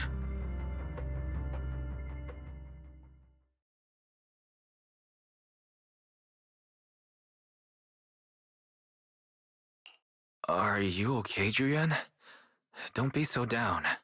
Thanks. I'm okay. It's just... even though we had our suspicions, now that everything is out in the open, I can't help but feel a little... well, at least now I know the reason why he changed. What did Bringer see during the recording? Whatever it was, he called it a miracle. I saw the mission report from that incident. Bringer emerged from the Hollow unscathed, completely free from injury or corruption. Plus, I remember him rescuing a few civilians and walking out of the Hollow together with them. But if that's the case, then it's at odds with the audio we heard. Which one is the true version of events? It's possible that both are true. Like if Bringer actually met a real god that completely healed his body and helped him save the others. And that's why his mood changed so much. Why he started believing the Exaltists. Because he witnessed a miracle. That sounds like a reasonable speculation at this point. But it still exceeds the limits of what we know. In any case, it's a clue that ultimately points to the Exaltists. I'll keep pulling this thread and see where it leads.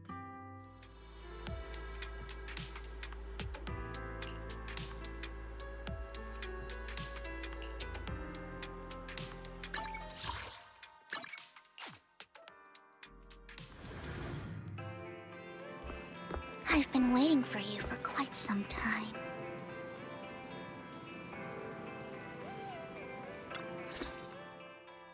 We meet again, Master Proxy. I imagine you've already managed to gain some info from the conspirators. About some people who wish to use sacrifice to launch an attack on New Eridu. So you know about that? I only just found out myself. Because I've been watching you this entire time. I know many things. But unlike those hypocrites, I'm willing to share info with you to show my sincere hopes of working together. I need to find Bringer's belongings.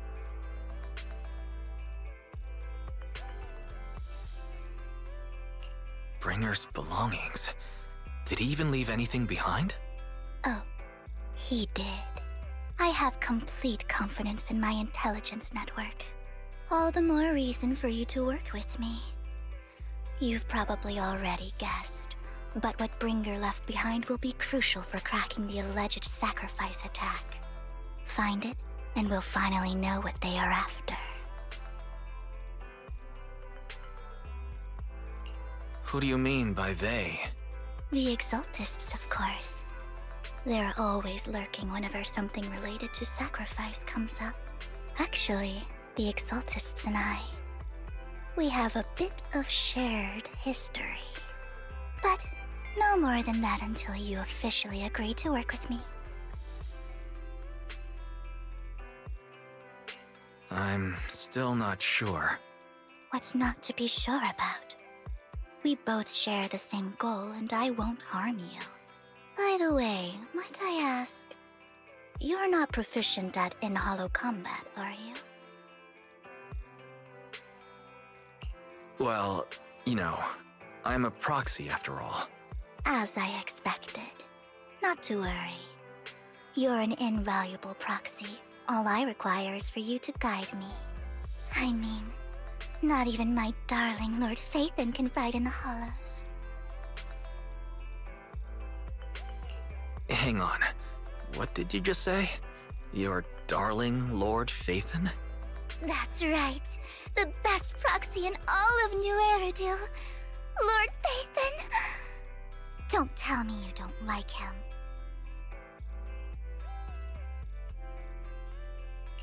You might not believe this, but I'm actually Phaethon. You're an outstanding proxy, that's true. But Lord Phaethon's a cut above. No one could ever replace Lord Phaethon. But I know how you feel. You're actually one of Lord Phaethon's fans too, aren't you?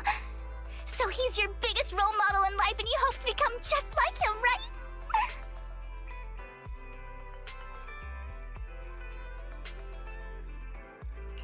How should I put this? I'm not really a fan of Phaethon. I get it. You're ashamed. Because you love him so much. I went through a phase like that once. But it's okay to be brave and admit your love. Relax. I'm with you as you make your journey, fellow fan.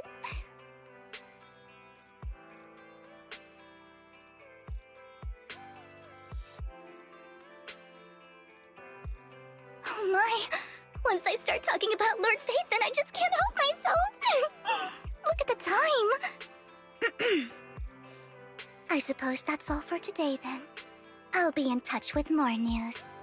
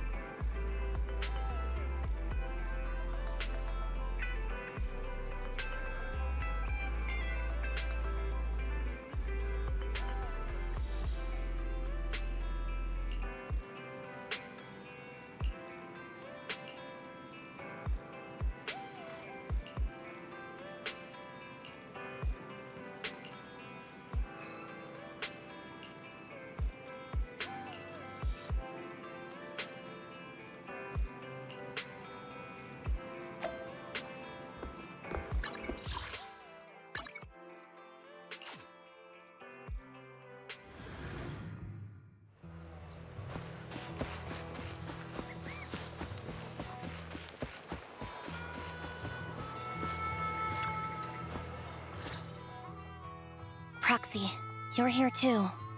I didn't expect to run into you here. What are you two doing here? And what's with the new outfit, Ambi? I'm here to investigate that incident.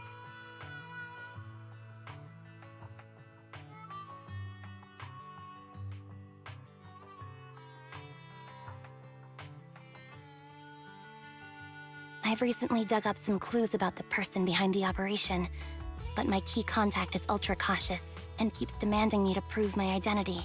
So, to gain her trust, I decided to meet her dressed like this. Now that everything is completely finished, this uniform doesn't really represent anything in particular. For me, it's just another outfit now. We all have to move on someday. I'm helping her.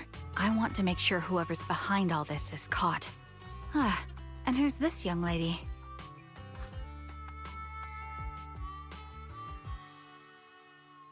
This is my friend, Vivian. We're here investigating a few things ourselves. Ambi, one of the Cunning Hair's most powerful members. And Trigger, an Opal Squad sniper. It's an honor to make your acquaintance. You know us? Looks like someone's done our homework. Is it because of the proxy? You two are practically celebrities. And because of my work, I've got loads of info when it comes to anyone with a name around New Eridu. I see. Seems you're handling your work well. Let's prepare to enter the Hollow. Unless you have any further questions, we'll be taking our leave now. You're going into a hollow? Proxy, you plan on going in like that?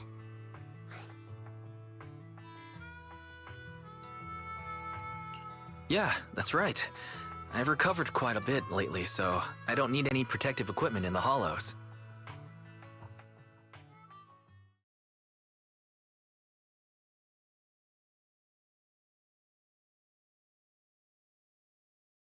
Huh. Aren't you that lady from before at the auction? Hello. I didn't expect to see you again, young lady.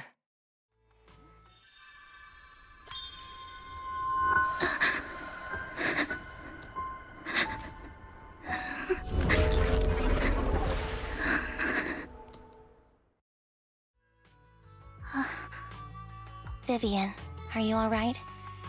You look depressed.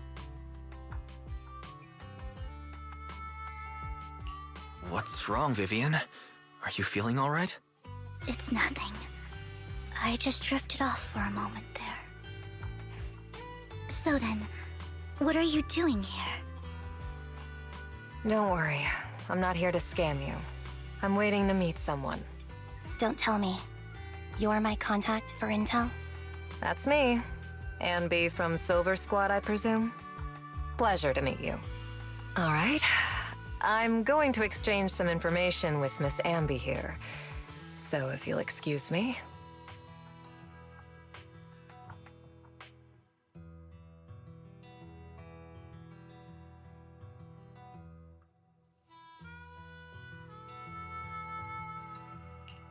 You aren't looking so good. What's the matter? I can tell you later, but not right now. Okay, that's all the information I got for you. In return, I want you to do something for me. Take me into the Hollow. I left something very valuable inside. I have to find it. Seeing as we were just about to go in ourselves, why not join us? It's fine by me. But didn't you say you were investigating something? It's fine. There's no rush. Right, Master Proxy.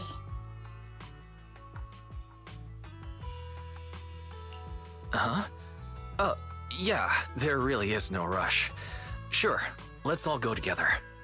It'll be safer with more people, and we'll find your missing item more quickly. Thank you.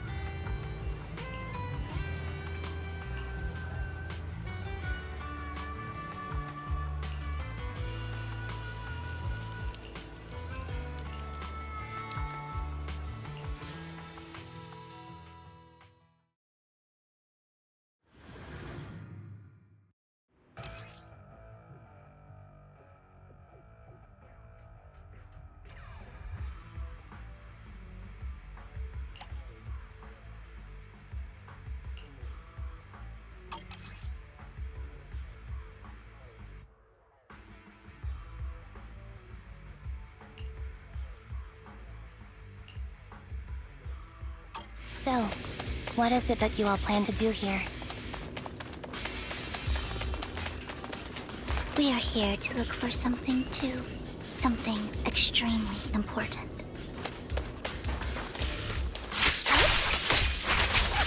New Eridu's future may well depend on it.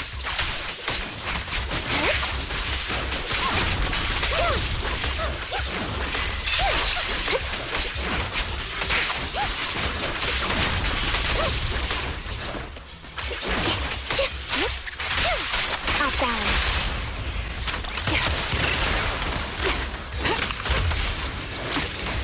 Ether vision activate.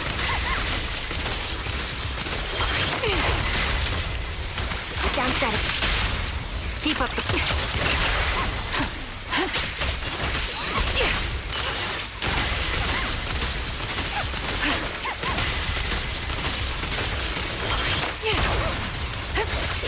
Now it's my turn to ask questions. What exactly is it that you're investigating?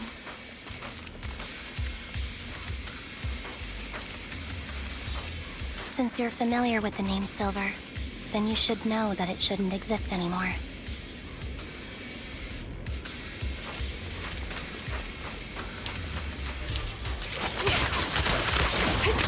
What I'm investigating has something to do with it.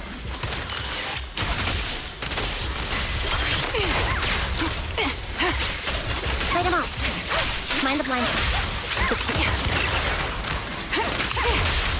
Focus kill.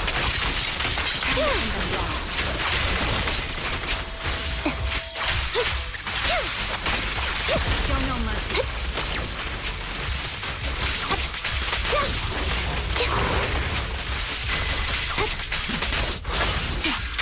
Loyalty. You're in my sight. Quick shot. Here. Target locked. Light him up. Foxy, let's use that fissure to head to the next location.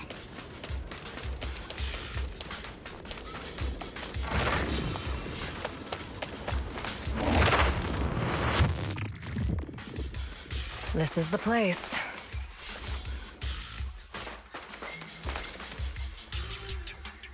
So, what is it that you're looking for? A ring. I was excavating ether here before and accidentally lost it somewhere. Please, could you all help me find it? It has to be somewhere among all this stuff here. Sure, I'll start looking. I'll go with you. I'll stay here with her then. Thanks, but you don't have to worry about me. Go ahead and accompany the others. I'm sure it'll be faster that way. And sorry for wasting your time like this. I know it might sound strange, but I'll be so happy if my daughter grows up to be capable like you.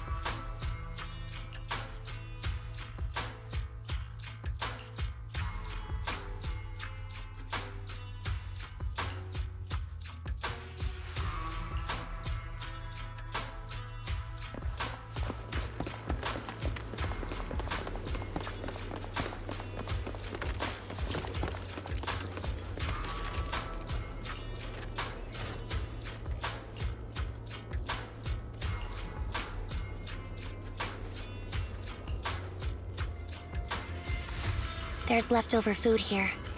I don't want to imagine what's inside the bag.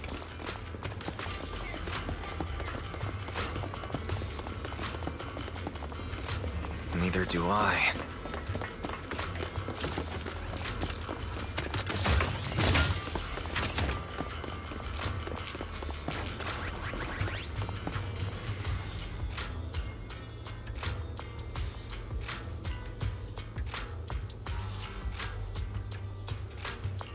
A toy that seems emotionally stable. There shouldn't be a ring hidden in it.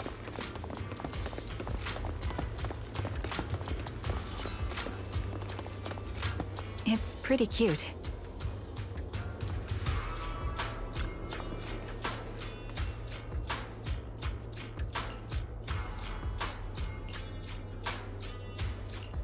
It's a fancy lunchbox? I wonder if its owner is safe and sound.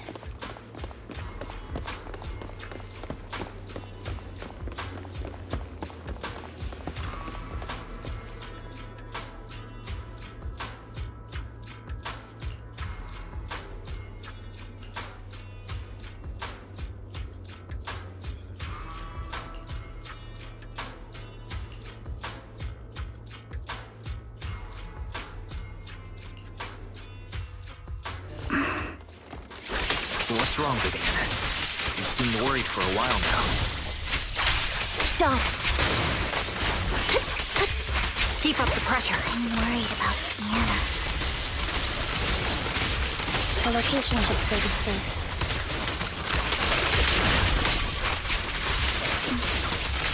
I hope so.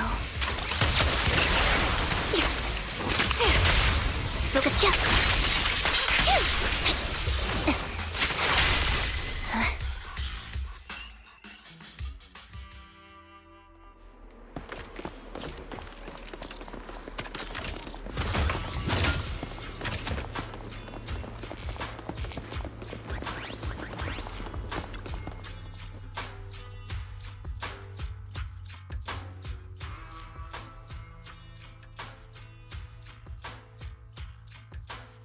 Her vital signs are gone. What happened? I guess this was her final scam. There's one thing I must remind you. Your time is running out. I'm not sure how you can tell, but you're right. I'm going to die in here. That's my plan. I'm very sick and don't have much longer. If I try to get treatment, it'll just be a burden on my daughter. So I scam my way through a bunch of physical exams and managed to take out a hollow corruption policy through Ravenlock Insurance. Once some time has passed, could you please take my corrupted body out of the hollow? That will secure a generous compensation package for my daughter. It's only what the Ravenlocks owe me. A pity, yes. But it's the only way I can squeeze it out of them. What makes you think that will help you? I just trust you will. I'm just awfully sorry you had to get involved in this. But it's something I must do. I have to leave something behind for my girl. I have to give her a chance at life. If it's okay, could you also please pass a message to Mira for me? Tell her, don't worry. Even if Mommy's body is corrupted, withers away, and turns to dust, my love for you will always be there. Thank you. You're a good kid.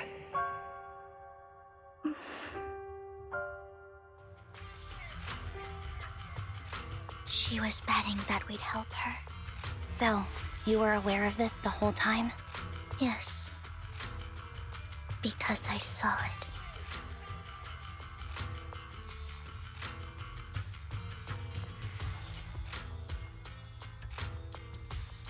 You might not believe me, I've had this ability to see the future since I was a little girl. But the things I see are always something bad. Plagues, deaths, disasters. That's all I've ever been able to see. It's all that kid's fault! She's seriously jinxed. I always try to avoid her. Otherwise, she'll say something rotten that ends up coming true again. Prophecies, she says. Like she's not the one bringing the bad luck upon us. It wasn't me. I didn't do anything. Sorry. I'm sorry. What good is saying you're sorry? Things like this keep happening every time you open your mouth! How unlucky. She shouldn't be here. Nobody wants her around. If only she would just disappear. I just wanted to warn you all. I'm sorry.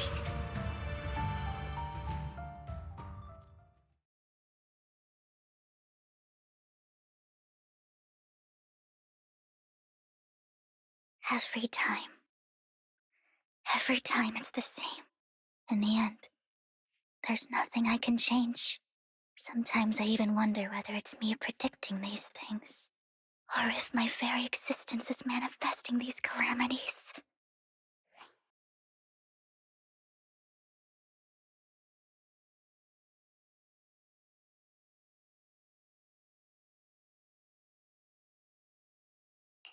Vivian, it's not your fault. You were just trying to be kind and warn them about impending disasters. I can tell it's never been easy for you. Thank you. No matter what.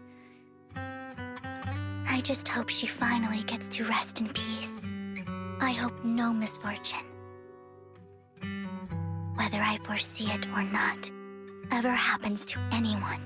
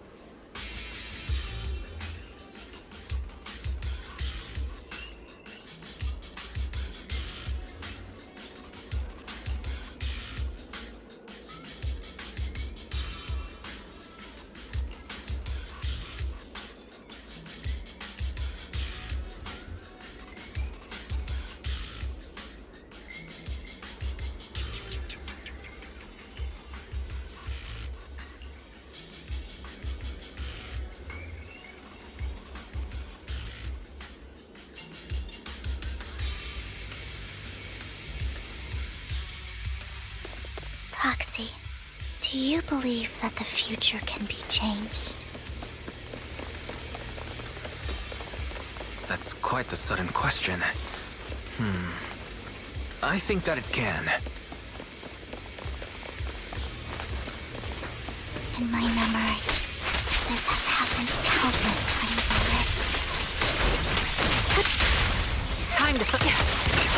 I only see these fortunes. Why can't I even have a sliver of happiness? Right on cue.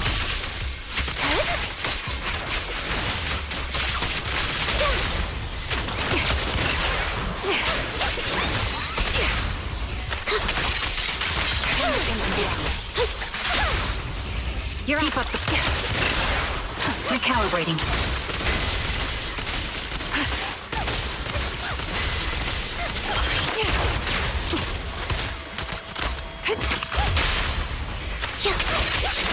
Proxy, the fissure that we're looking for is up ahead.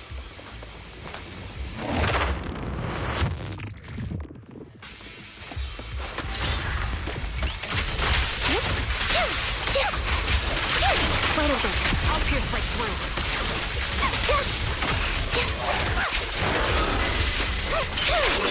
Now you pay. Not bad. The target's weary. bullet will reach its mark. Adjusting for wind. The melody of combat. I've heard the conduit. Dissolve.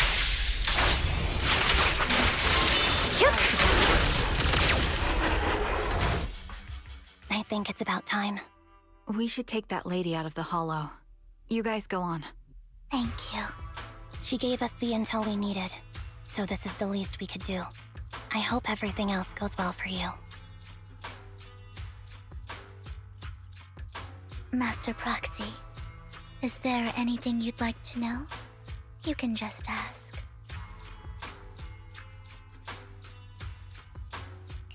Can you tell me a little more about your visions of misfortune? It's a really long story. These premonitions I see are not within my control, and they always come to me in a flash, like a flood of images in my mind. Most of the time, I see death, disease, accidents, and disasters. Of course, there are also some non-fatal mutilations. But every time, without exception, they end up happening. And I can never prevent or change them. That's all I have to say about it. If that offends Master Proxy and you don't want to hang out with me anymore, then I can understand. I don't mind at all. That's just who you are, Vivian. I'd like to keep hanging out with you. I've always considered this ability as a curse. It's not a curse. Actually, I think you've been given a gift. Thank you. Really. Well, it's getting late. Bringer's belongings ought to be around here somewhere. Let's take a closer look.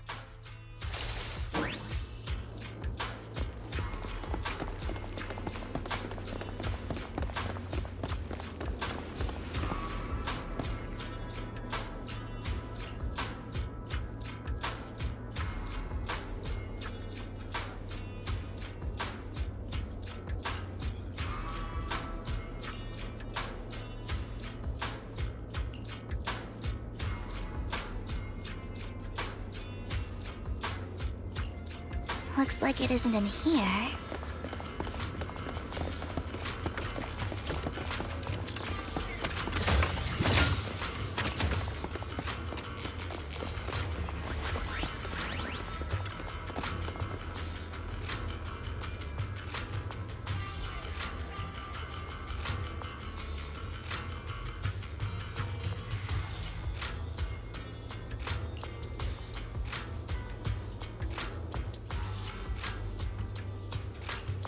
Strange, there's nothing in here.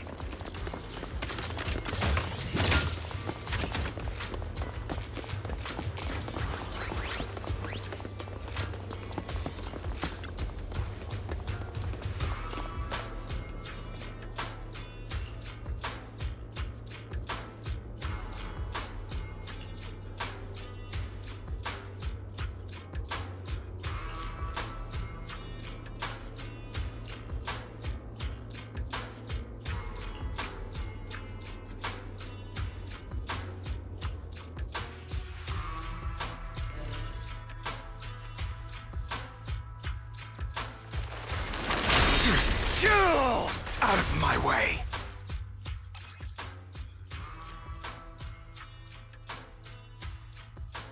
This is it.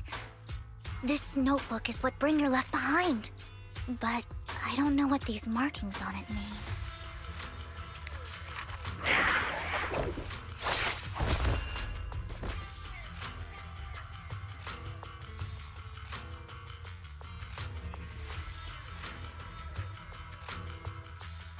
Well, hello, Master Proxy. It's been a while. Oh, don't give me that scandalized look. I did just save your lives. I would have protected the Proxy even if you hadn't appeared. I'm sure of it, but I happen to be in the area. Worry not, dear companion. I have complete confidence in your strength. Hang on. Did you say companion? So you two know each other? Apologies. I didn't have a chance to mention it before. I'm actually part of the Phantom Thief Syndicate, Mockingbird. That's right. I was only able to slip in during the auction thanks to some help from Vivian backstage.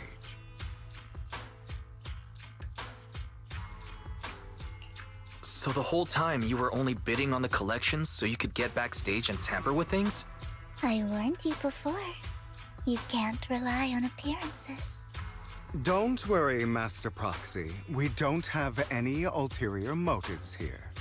As you've probably heard, Mockingbird is a renowned Phantom Thieves syndicate in New Eridu that, despite its longevity, has managed to maintain the secrecy of its members' identities to this day. So, disclosing our identities to you is essentially the highest sign of good faith that a Mockingbird Phantom Thief can show.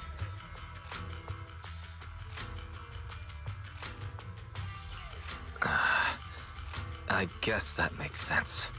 Your trust is most appreciated. Mockingbird's purpose is very simple, really. To form long-standing and cooperative relationships with outstanding proxies like yourself. We need your abilities. Before you make any decisions, please allow me to briefly explain the concept behind the Mockingbird Syndicate. We all know there isn't anything in this world that's fair. A prime example being the uneven distribution of wealth. People from tops splurge on luxurious collectibles, while the poor have to gamble with their own lives just to get by. Of course, besides wealth, there's also an unequal distribution in this world of happiness and suffering, hope and despair, love and hate. It's all just so unfair. Somebody has to do something to tilt the balance of the scales. And thus Mockingbird was born. We take from those who have far more than they deserve and give it to those who deserve to have more. If you ask me, that's enough to be considered a form of justice. I don't really agree with this form of justice. No matter. Words inherently come with limitations. I intend to let my actions do all the talking. However, aside from these philosophical considerations, we also have a crisis on our hands to deal with. As you know, the Exaltists are plotting to use the power of sacrifice to launch an attack on all of New Eridu. We can provide you with all the latest intel, just like that notebook you found. Something those pompous housekeepers would never be willing to do. And the most crucial part of this whole game, the sacrifice core, is currently in my possession. I think that makes this a highly competitive deal. We share the same goal for the moment, stopping the impending disaster from playing out.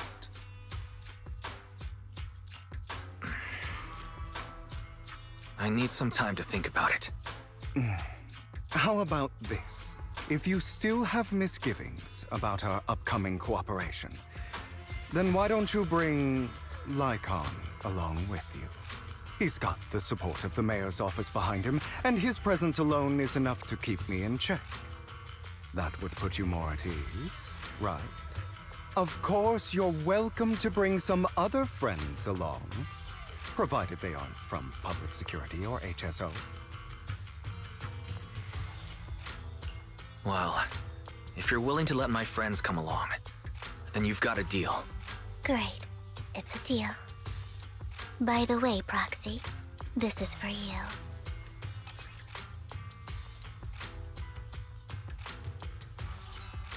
Consider it a souvenir commemorating our first time working together. For now, we'll carefully look through the contents of that notebook. I'll contact you if anything comes up.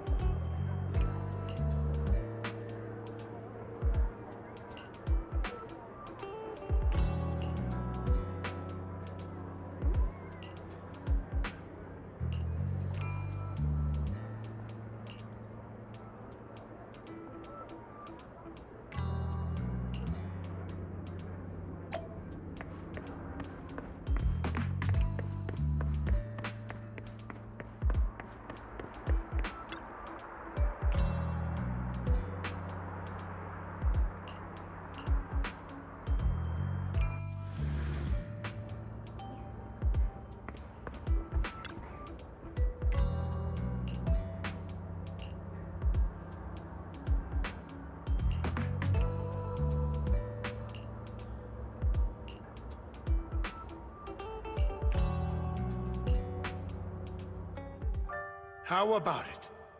Will you work with me? Not bad. Let me be honest with you. I have the sacrifice core that you're after. I am Mockingbird.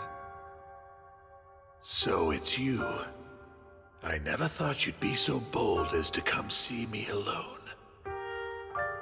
Relax, my friend. As you know, if I can sneak into such a heavily guarded auction, then naturally, I can just as easily slip away right now. I'm here with the sincere intention to seek cooperation. I can give you that sacrifice core. And what do you want in return? Wealth, glory, power. The things everyone else in the world wants, I want them too. And I'm confident that as the current heir to the Ravenlock family, those are all things you can give me. Then you've certainly come to the right place. My family is working on a big project. If things come to fruition, Ravenlock's status in Tops will significantly improve. At which point, I'll be sure to leave a spot for you. Naturally, as an outsider, you're precluded from handling any of our core business. But profits from the scraps alone will be enough to set you up for life. Mr. Hartman, I think you've misunderstood me. I have no intention of joining the Ravenlock family. In fact, I have an art gallery under my name that does pretty well for itself. I was hoping you could recommend me for Tops. You want to join Tops? That's easier said than done. Even for a family like ours, it would still require significant effort and... Just answer me yes or no. I don't think either of us can afford to waste time. I understand. Yes, you have my word. But in exchange, you'll have to give me the sacrifice core first. I'm sorry, but I'm afraid I can't. I've already hidden it somewhere safe, a place nobody else but me knows. You don't want to put all your chips on the table when dealing with Tops. I know that far too well. Then that means I also need to keep an eye out when working with the infamous Mockingbird, right? Mr. Hartman, I should remind you that I stand before you undisguised. Coming from a phantom thief who's never publicly revealed his identity, shouldn't that be sufficient assurance? If I betray you, then you merely need to lift a finger to wipe me from the face of this world. You do make a valid point there. In that case, you have a deal. I appreciate your trust. Why don't we celebrate our new partnership with a toast?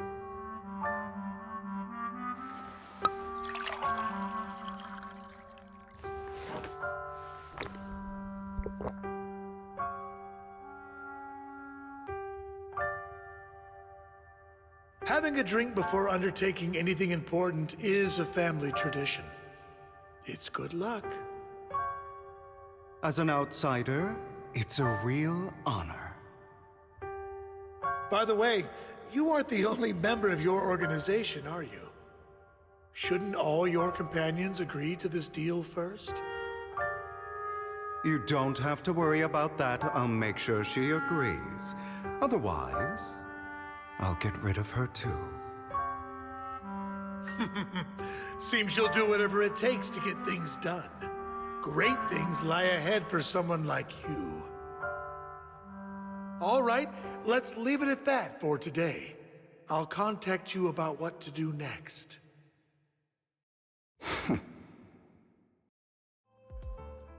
That's him! He's the one who killed Serena!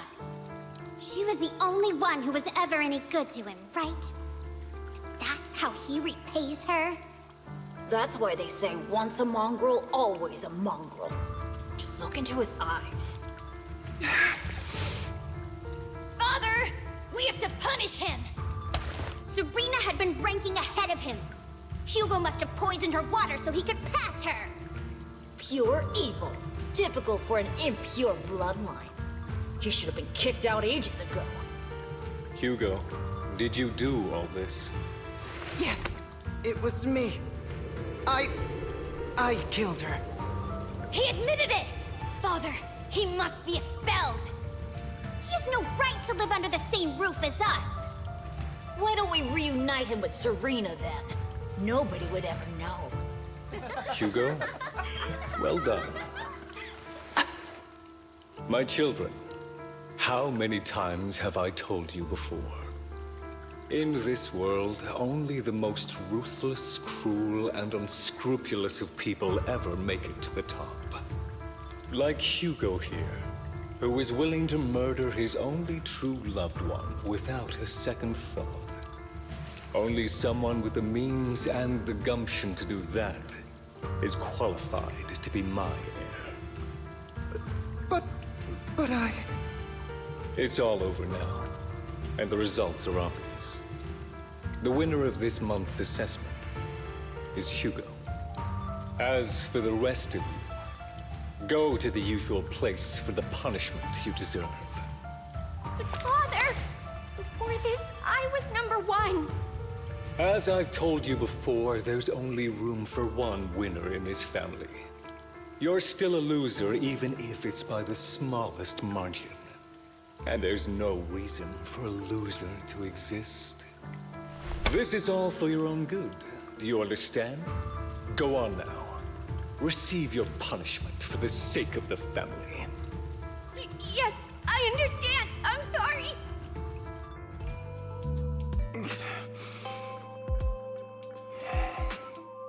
That really brought up some unpleasant memories. It won't be long. Soon, it'll all be over.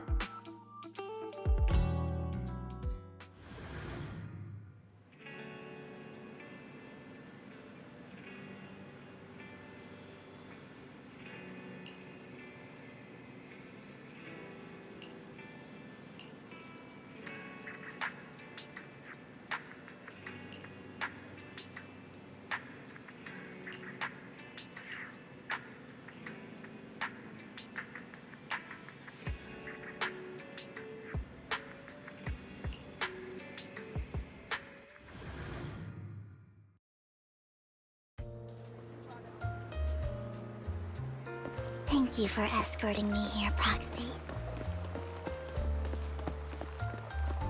Today was quite eventful. If I were to head back, you're a child that only brings misfortune.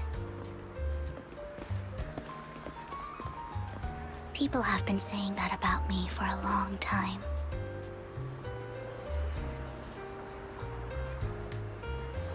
I used to feel hurt and resentful. But now that I think about it, it's perfectly normal for people to react that way.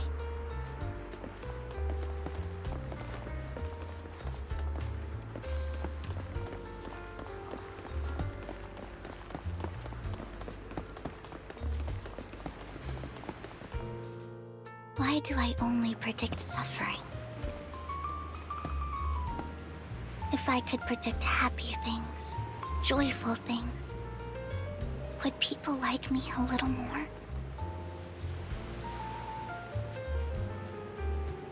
Maybe fate truly is set in stone. Often, I want to help these people avoid their miserable fates.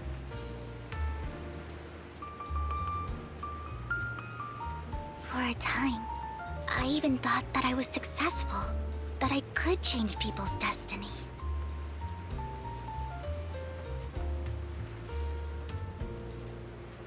But it was all an illusion.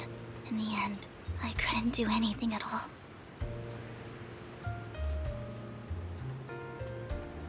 So, I was really happy when you said that my abilities weren't a curse, but a gift.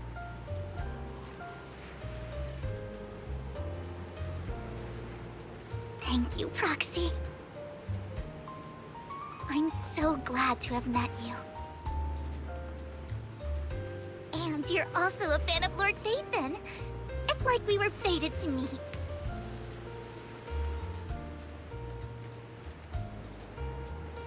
I don't know why, but I feel completely at ease when I'm by your side.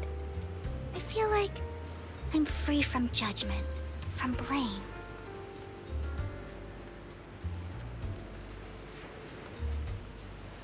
Like, I don't need to worry about anything, and can just be my own true self.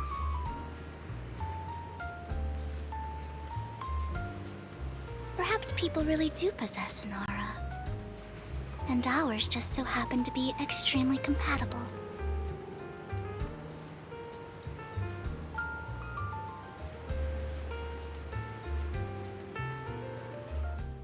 By the way, you asked me before about Hugo. I don't really know much about him. He rarely ever talks about his past. But judging from his eye colors, you can guess he's probably the bastard son of a renowned family. I think his mother was very worried about his different colored eyes, and even wanted to get rid of him at one point. But then his family offered a huge price and bought him off his mother for some reason. And just like that, he moved from a leaky and drafty boarding room to a luxurious mansion. But he's also mentioned that the extravagant home is actually like hell for him. I think it's probably because the family treats him terribly. I digress. He ran away and ended up meeting Lycon and his master. After that, they formed Mockingbird together and experienced a rare period of happiness.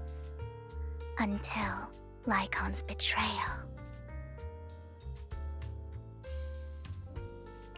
So, what's your take on Hugo? I imagine I would still be wandering around now if I had never met him. To me, Hugo is just like an older brother. I've always felt as though he's carrying some heavy burden with him. But that's a secret he's kept to himself. Something he'll never tell me. Sometimes when I look into his eyes, I can feel that he's really struggling with something. Even though he may say some extreme things, Hugo really isn't a bad person. I think one day he'll tell me his secret. Until then, I just have to wait. Wait and trust him.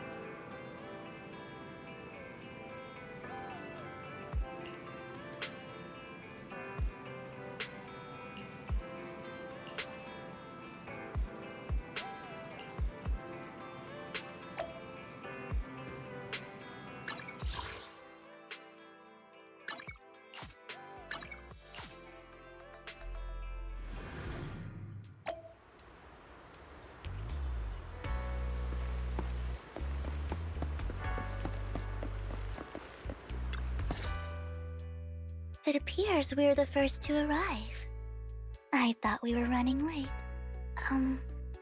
This might sound weird, but it's nice to think about getting to work with you from now on.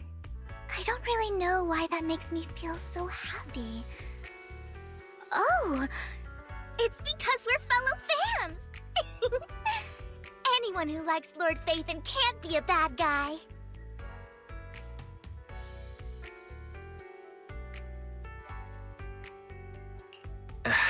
You're right. Of course, Lord Phaethon is the greatest there will ever be, but you're definitely the best proxy I've ever met in person. Hugo told me before that you're really skilled, and he said we'd get along great. I never expected he'd be so right. Oh, by the way, would you like to come by my place if you have time later? I have a huge collection of Lord Phaethon merch.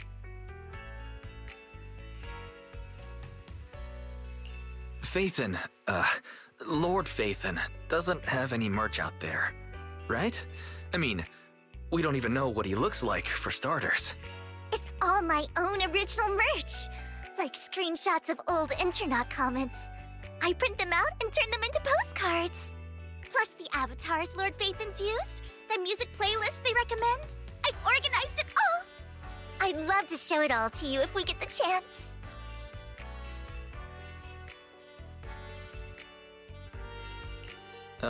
Well, I appreciate the thought. Speaking of which, what's taking those two so long? Hugo said he had some preparations to do before entering the Hollow. I wonder how that's coming along.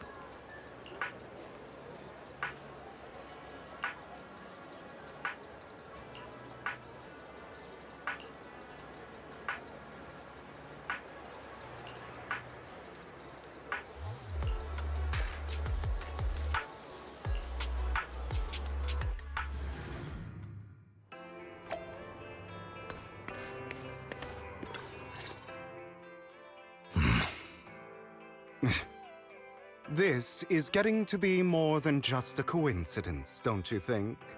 Or perhaps you are actually stalking me. If I was stalking you, you wouldn't ever know. Overconfident as always. You haven't changed at all. We just make it a habit to check the state of our weapons prior to combat. Thanks for that little reminder. I almost forgot. I didn't expect you to let me join. What else could I do? Master Proxy would have insisted on having you join us. I never expected for us to have a chance to enjoy some pleasant conversation like this. Without our weapons drawn, that is.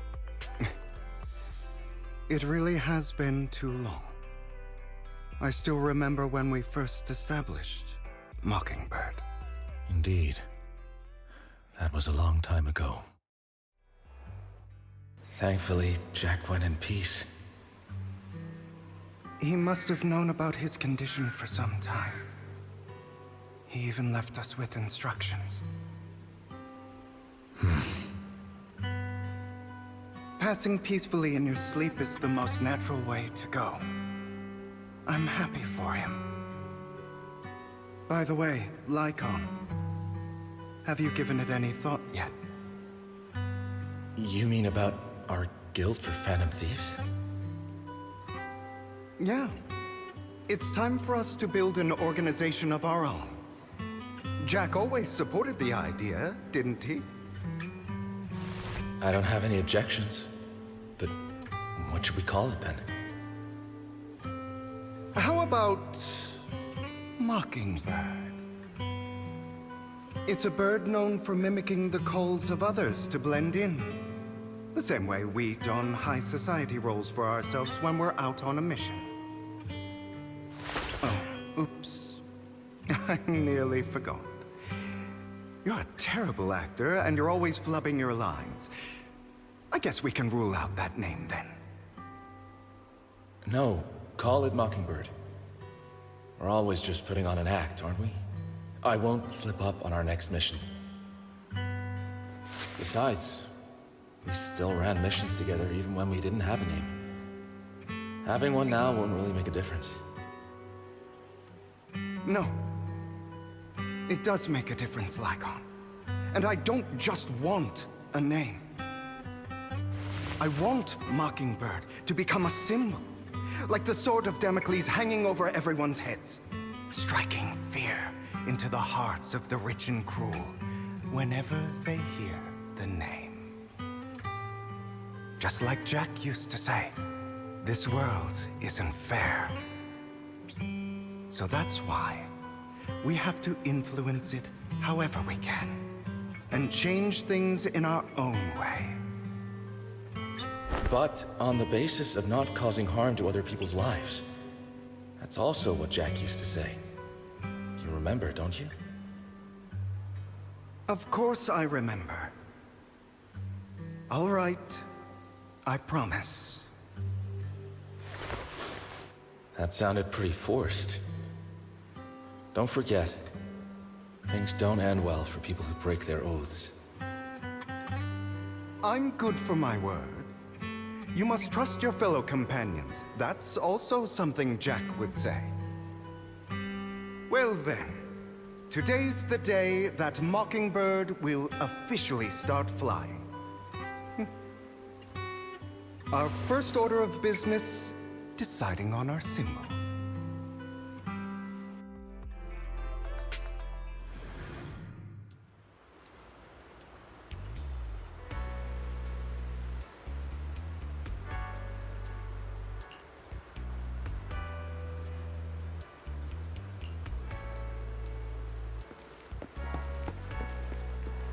Looks like we're all here. Hugo, you're late again. Do forgive me. Someone was pestering me and wasting my precious time.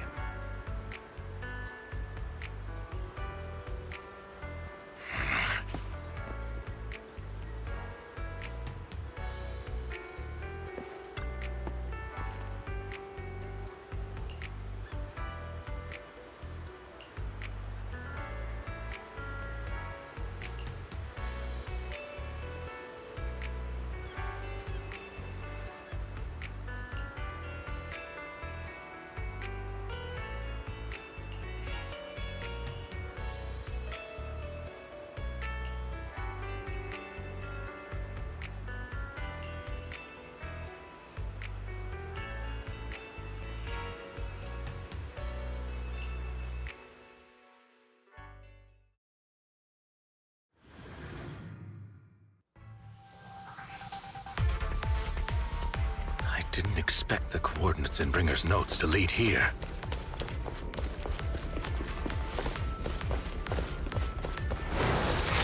Oh, are you familiar with this place?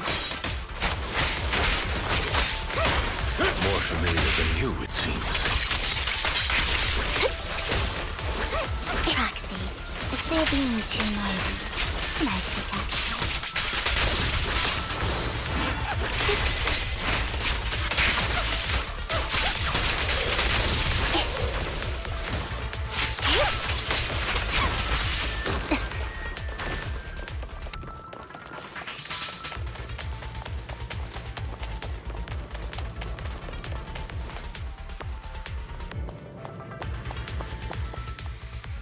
I don't enjoy obstacles in my path. The generator room should be nearby. Over here.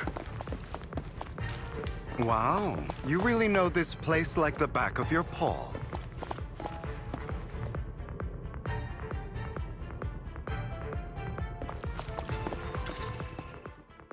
Master Proxy, I hate to be the bearer of bad news, but there's something wrong with the circuit. It seems to be blocked. Don't tell me. Victoria Housekeeping's high and mighty attendants can't even fix a simple circuit. I can fix it, but I'll need a circuit diagram before I can do anything. I've seen diagrams for this type of circuit before. It's a pity that we're unable to connect to the outside world from inside the hollow. Just leave that problem to me. Wise, I just sent an image of a circuit diagram to you. Have a look. Thank you very much, Master Proxy. Now then, let's start repairing this circuit.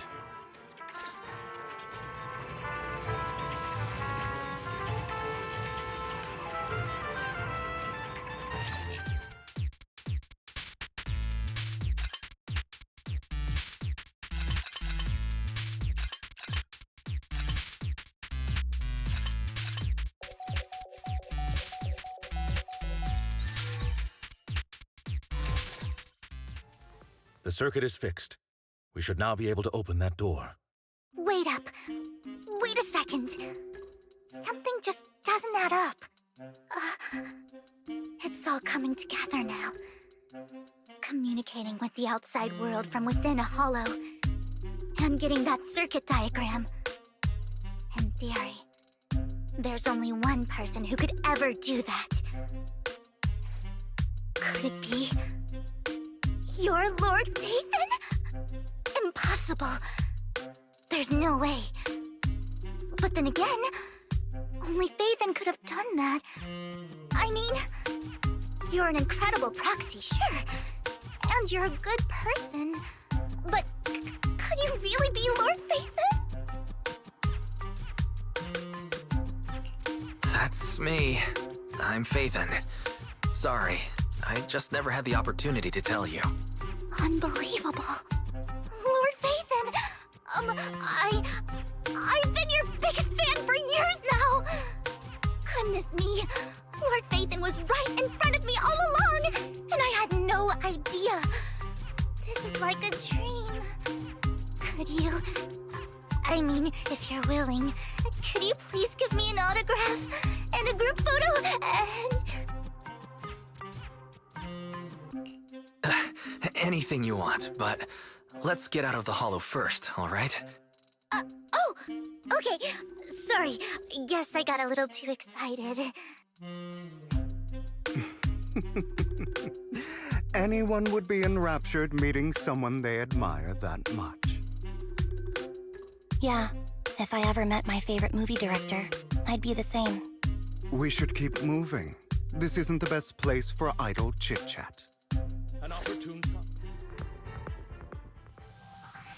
The door's finally open.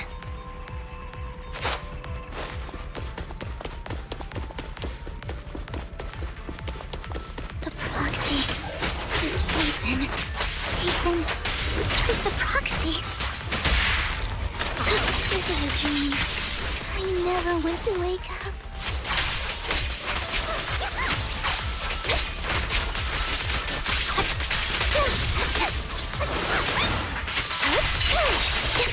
The fissure over there should lead to our destination.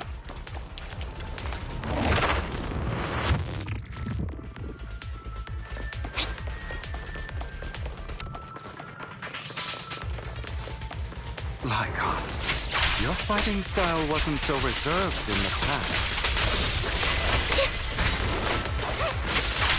I've matured. You call this mature? You're just being pretentious. Look at the...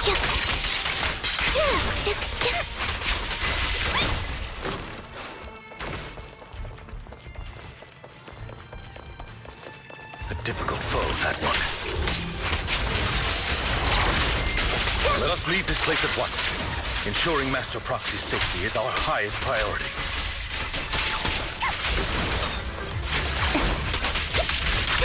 Wait over. An opportunity. I won't let anything happen to you, Lord Phaethon.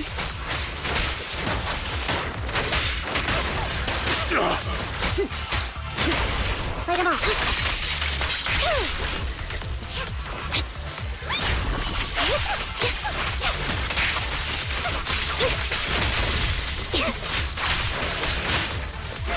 Lord Phaethon, how are you feeling? Are you tired? Do you need a break? Some food? Water?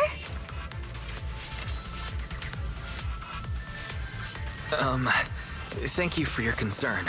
I'm fine.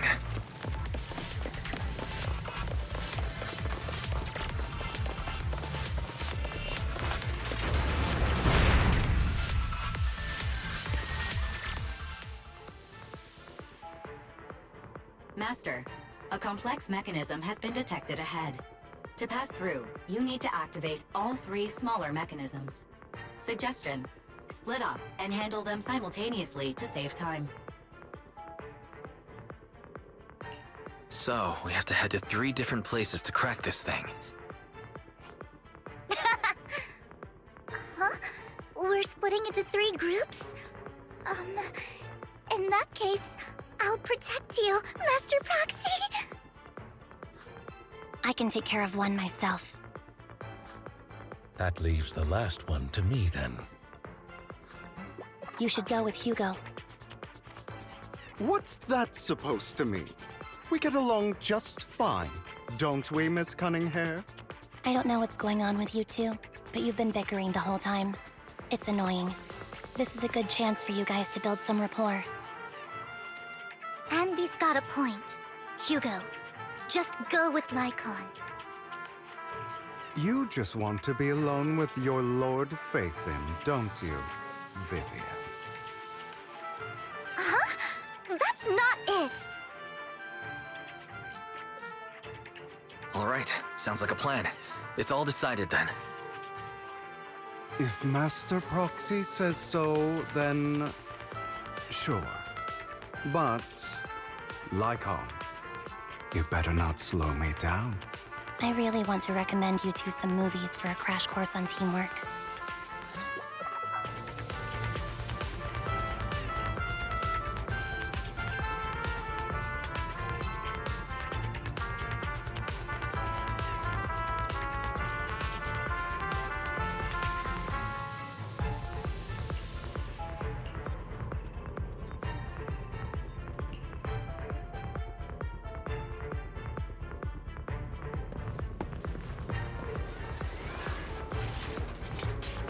Lord Phaethon, there are too many ethereals here. We have to find a way to close that door and stop the ethereals from flooding in.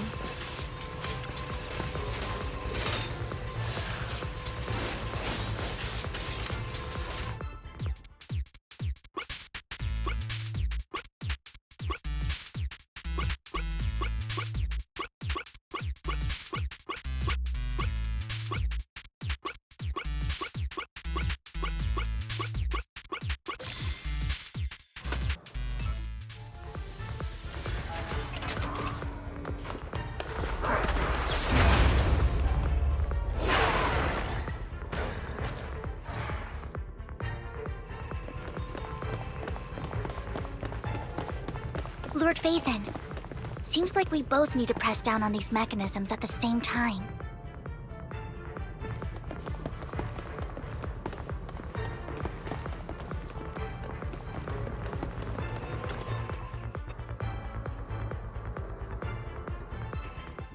Sure enough, Lord Phaethon and I share a deeper connection. Sorry, I hope I'm not being too forward. Goodness me. Somehow I'm fighting alongside Lord Phaethon. It's like all my dreams are coming true. I'm going to wake up any second now, aren't I? No, this isn't a dream. I'm real. See? You can even hold my hand. Not only is Lord Phaethon incredible, but super kind. That's it. I pledge to be a die-hard Lord Phaethon fan until my very last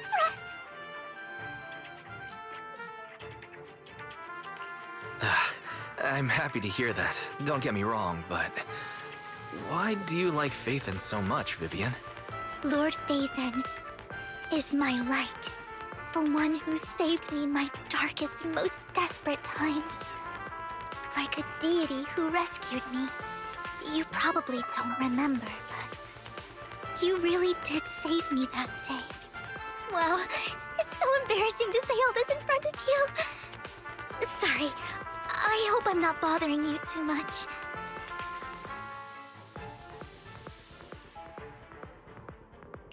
No, you're not a bother at all. Thank you for your loyal support. I should be the one thanking you. Just being able to see Lord Phaethon makes me the luckiest person in the whole world. Sorry to keep babbling like this. I wonder how the others are doing. I'm sure Anby will be able to manage. She's great at this kind of stuff. But as for Hugo and Lycon, let's just hope they don't get into a fight with each other. Roger. There are too many ethereals here. Though, it's not a huge problem.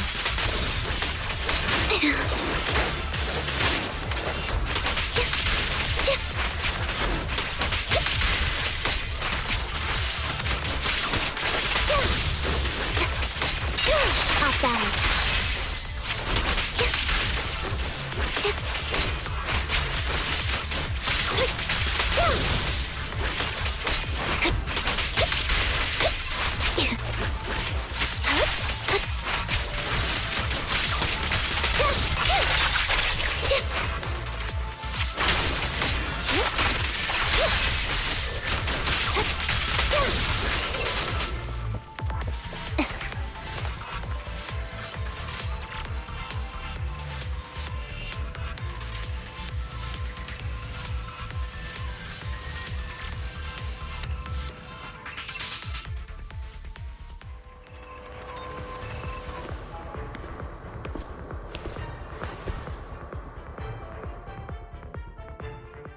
So, we have to cooperate to solve this problem. That's a real shame. I have no intention of arguing with you right now. Master Proxy and Miss Vivian are elsewhere, and we must rendezvous with them post-haste. What a coincidence. That's exactly what I was thinking. Just this once, we should trust each other. For the proxy. I have no objections. Very well. Then you'd better keep your word. I know you've never fully trusted me, Lycon, even before it all fell apart.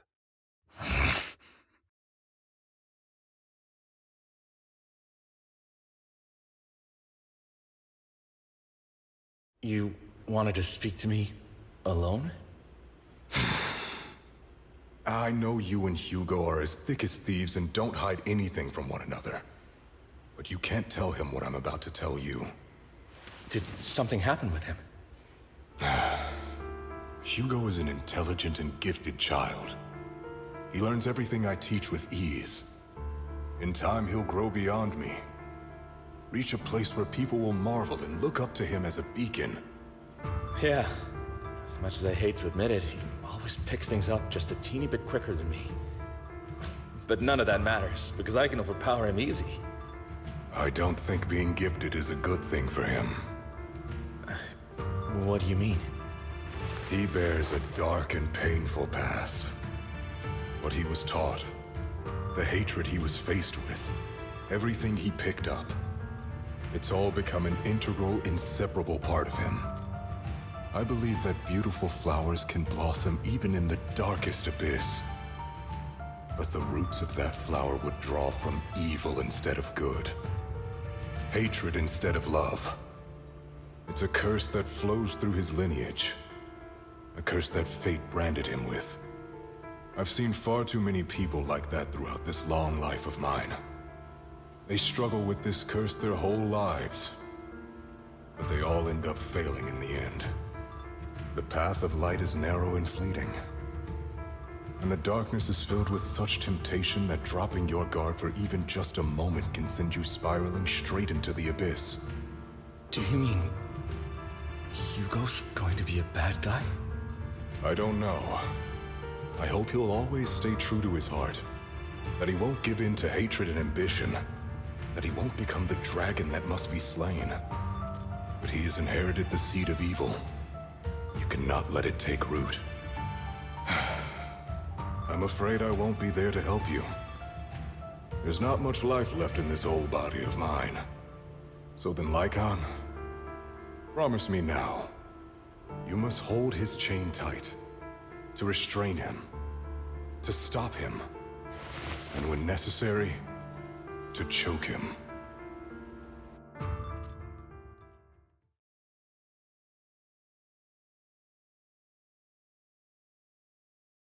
You've become slow.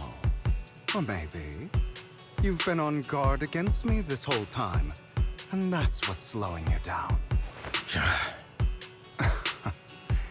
Looks like I was right. Lycon.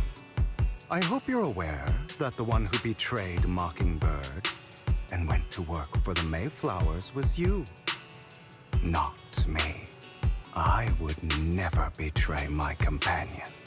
I don't wish to repeat myself, but you should not break our oath. That's the path I've chosen, and I'm going to stick to it. But you know that path will lead you the wrong way. Who are you to lecture me about right and wrong? I believe any path that makes you feel pain must be the wrong one. Your disgusting sympathies make me sick, Lycon. There's only ever been one person who can kill me or save me, and that is me. Great, it worked!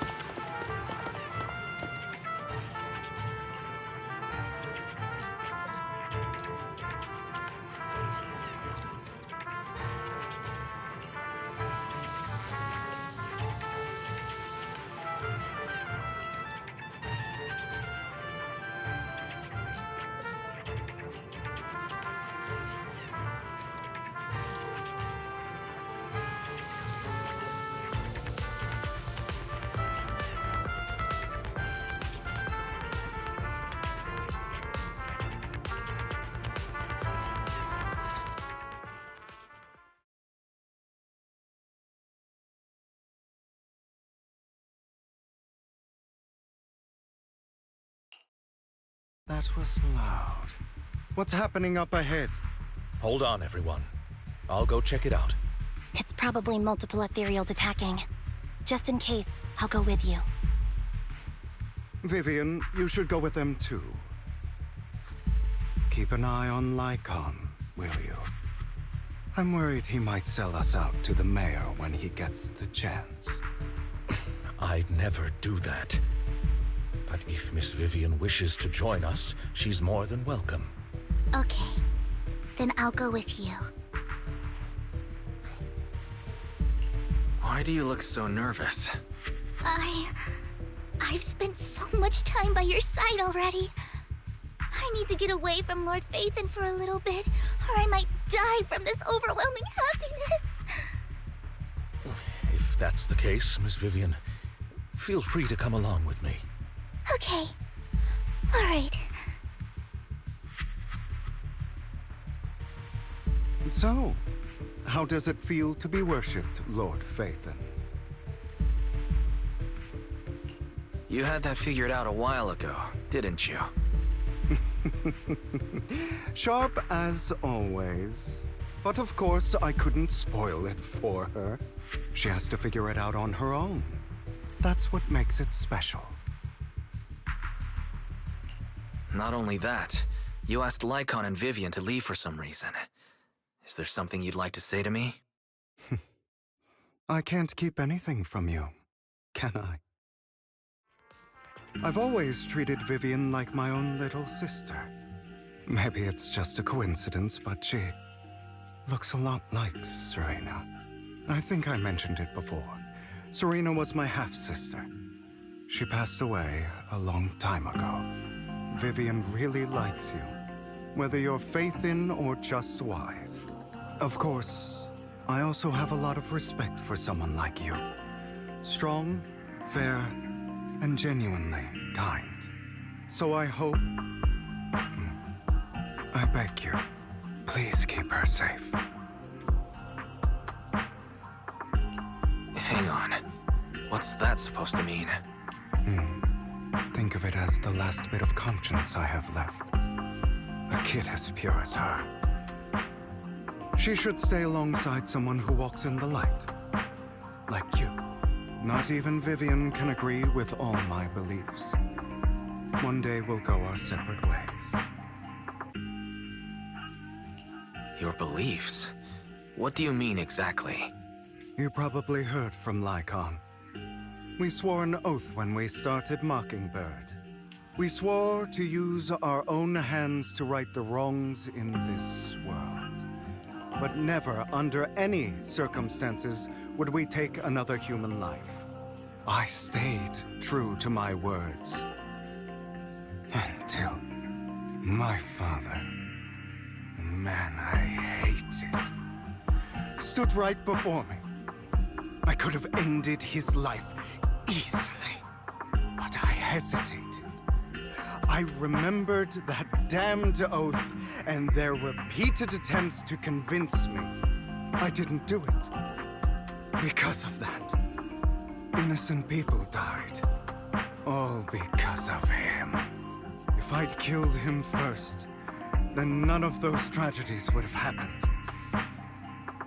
People like him don't deserve to live. After that, I realized, sometimes, taking one life really can save countless others.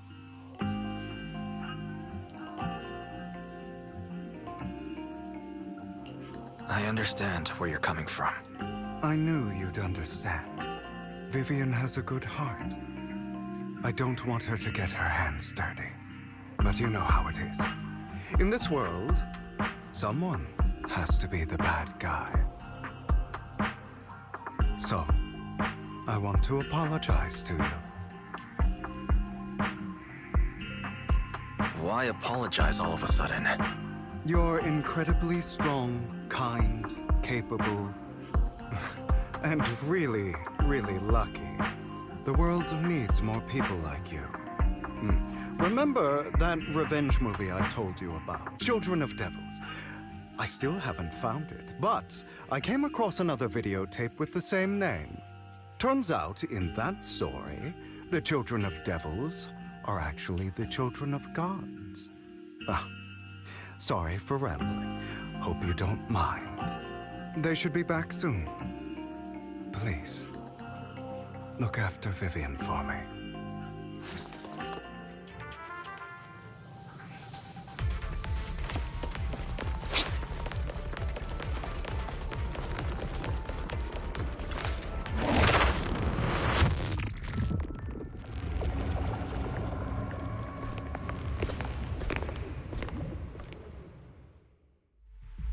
What is this?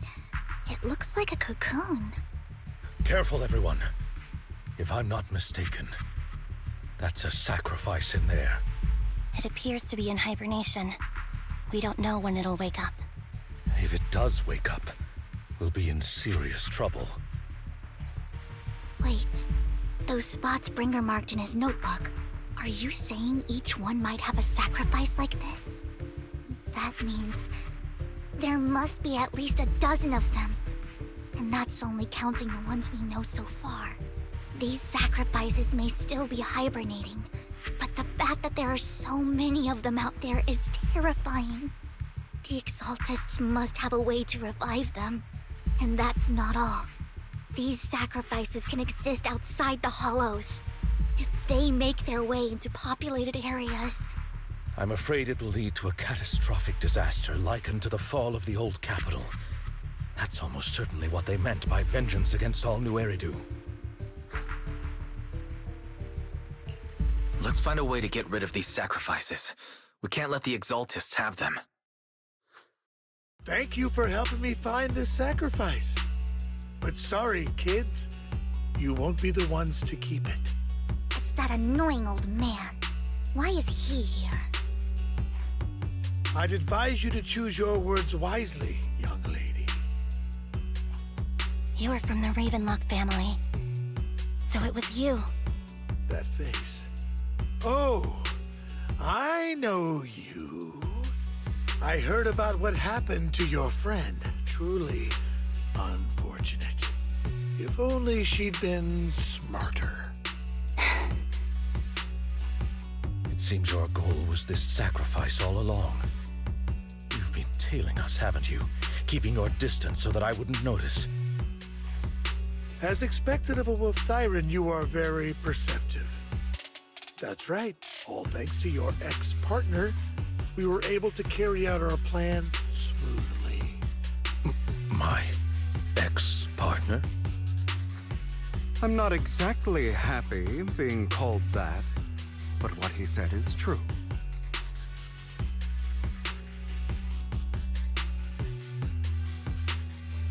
Wait, Hugo, what do you mean? I made a deal with Mr. Hartman in advance. So, would you kindly step aside and let us have this sacrifice? Of course, you can choose to refuse, but if you do, then I'll have to take coercive measures. What did you offer him? Everything we know about the sacrifices plus the core itself. But why? It's simple. I want to climb higher. Mr. Hartman offered me a chance to join Tops. Who could say no to that?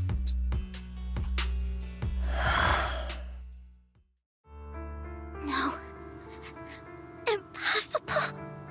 You promised to help me investigate the Exaltists. You told me the whole point of Mockingbird was to do anything it takes to bring a little justice to this world. Was all of that just a lie?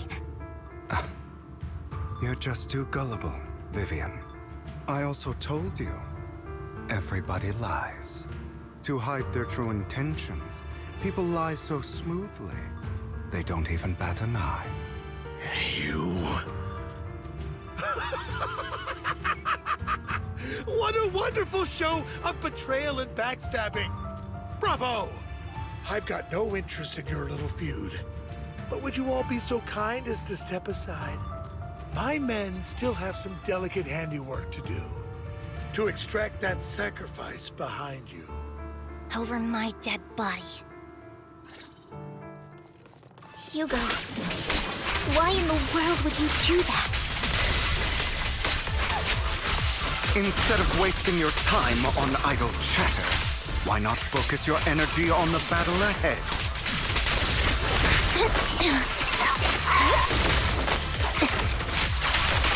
Your plans will never succeed. It's useless. Don't you get it? You're not just going against the people in front of you. You're not going against me.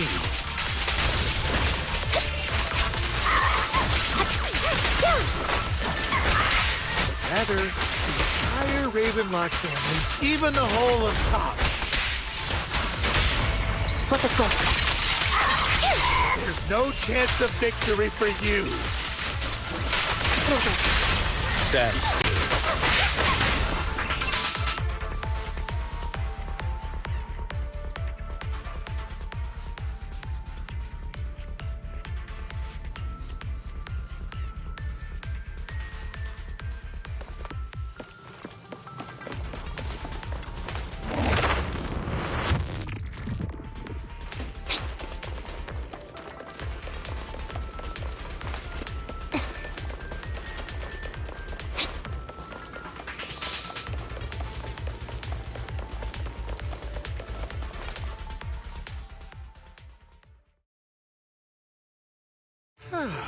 guys are such a pain. Hugo, stop standing around. Time for you to act. We had a deal. Give me the sacrifice core now. Did we? I don't remember. I imagine this is your favorite kind of entertainment. Watching allies betray each other, suspicion festering until it all turns to bitter hatred. Seeing people tear each other apart like wild beasts, just like your decaying family. Does it comfort that dead conscience of yours? You. What's that supposed to mean? I am loving the look on your face right now.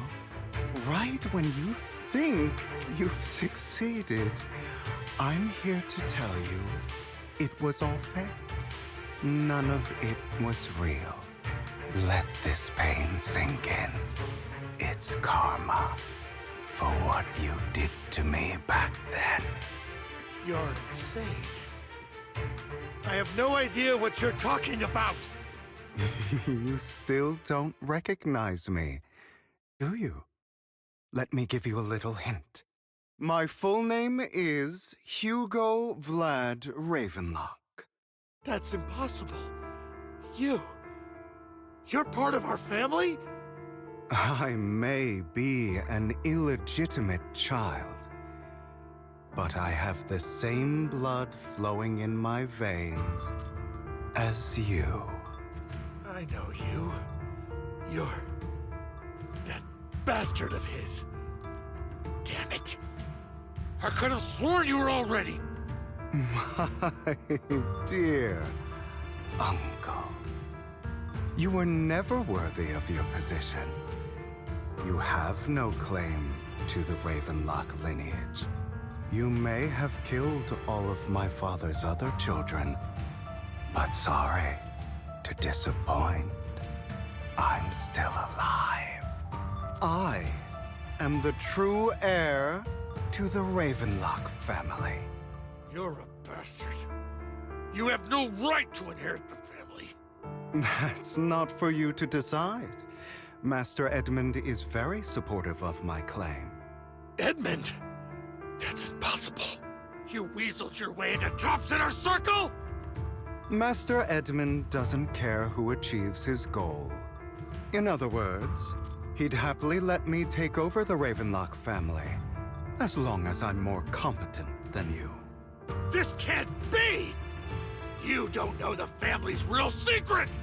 I know a lot more than you think, including everything that you've done. Just give up. You never even stood a chance. Damn it. This was all fake, right? You were just putting on an act to fool this old man, right? I actually fell for it. Don't do that again. At least give us a heads up next time. Vivian, everything I did was to rightfully inherit the Ravenlock family. That part is true. Now, I'm going to kill this man who stole what was never his. I'll make sure he can never be a threat again. You can't kill him. We still need information from him on the sacrifices and the Exaltists. You must be misunderstanding something, Lycon. Just like you chose the mayor, I chose Tops. At least for now, Tops has the same interests as me. I'm not going to harm my own self-interests. Be it intel on the sacrifices or the core itself. I'm handing everything over to Master Edmund. Why? I just want to take back what's mine. If fate is not willing to give me justice, then I'll just have to seize it with my own hands. Stealing, robbing, lying, or betraying. I'll do whatever it takes. Even if it means selling your soul to the devil? know about the power struggle between Tops and City Hall. Those elites at Tops would be only too happy to see the Exaltists plotting a grand attack on New Eridu using sacrifices. That would severely harm the Mayflower's reputation and approval rating in New Eridu. And that's exactly what Tops wants to see. If that happens, countless people will die! I'm sorry it has to be this way, but I have to do this. I'm going to get everything Master Edmund wants. Inherit the Ravenlock name, climb to the top. And then I'll be able to change everything for good. For a permanent and absolute victory. We must endure the pain of cutting away rotten flesh. And persevere through the darkest hour before dawn. Someone has to do it.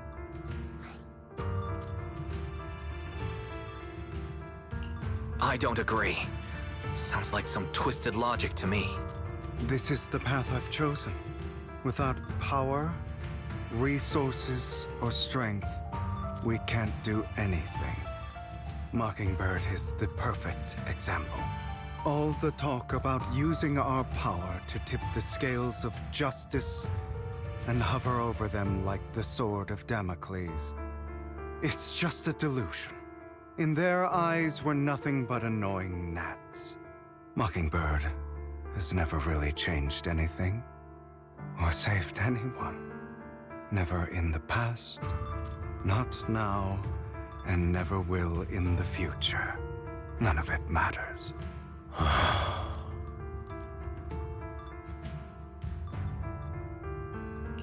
I understand your feelings, but don't be consumed by it. Sorry, Proxy. I know what you're trying to say. But this isn't some children's story of a dragon slayer becoming an evil dragon. Sometimes, to slay the dragon, you must first become one. With sharp claws, rending fangs, and strength enough to destroy anything. So I will bloody my hands. I will carry the weight of my sins. I will become the Abyss.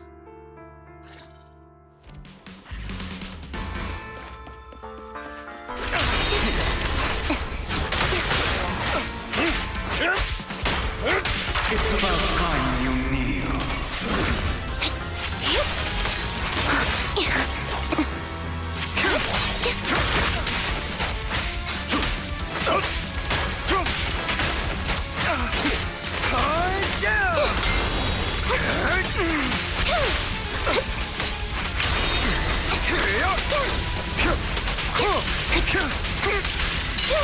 Beg for mercy.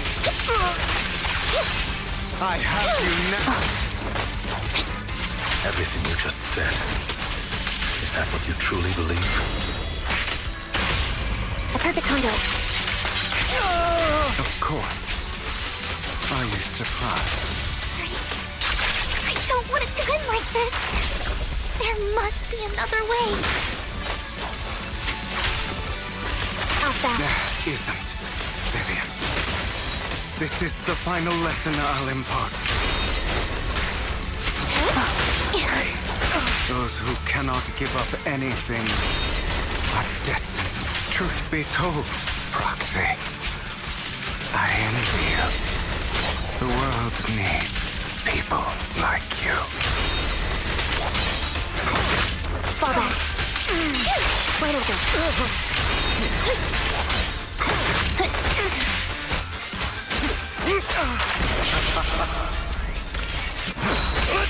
Flip the switch.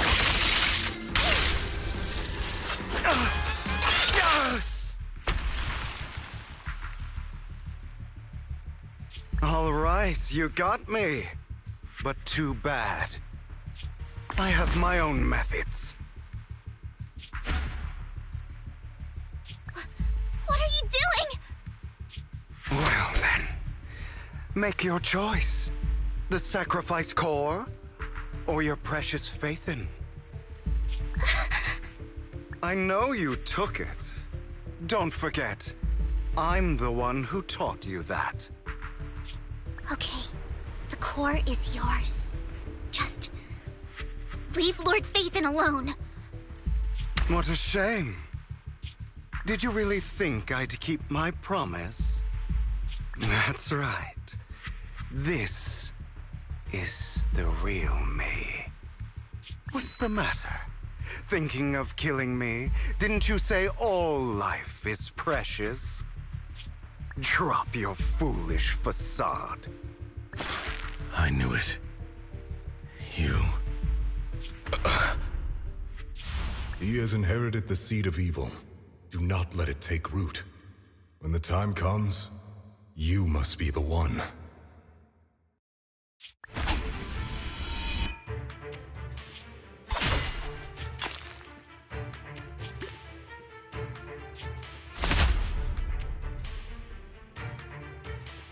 Go on, kill me. If you've got the guts, do it, traitor.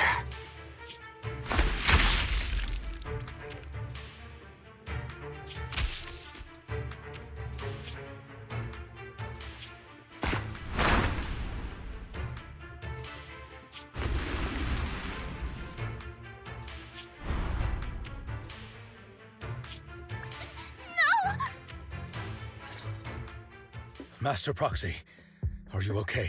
Are you hurt? Don't worry. I'm fine. I just didn't expect things to turn out like this. Lord Phaethon, I'm sorry. I had no idea Hugo would do that to you. I'm so sorry. Judging from how we've interacted before, Hugo didn't seem like the reckless type. I feel like there's more to this than meets the eye.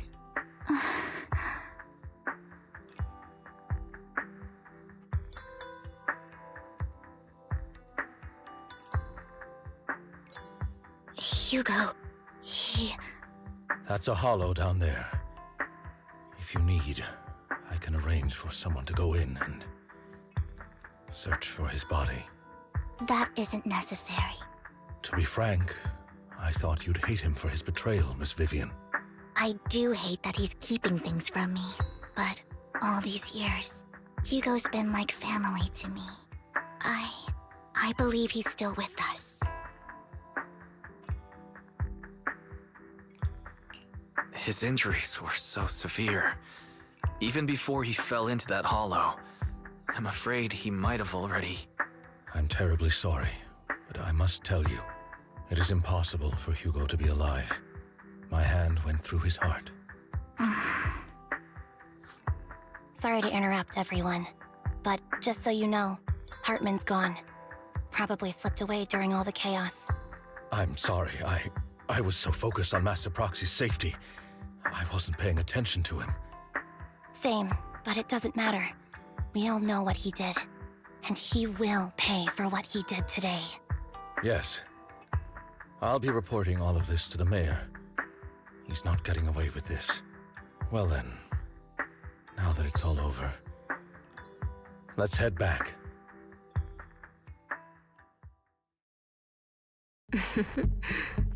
Another obstacle out of the way. She's going to be pleased about this. May the Creator guide us. Fear, suffering, despair, and destruction. That's the future I see. Lord Phaethon.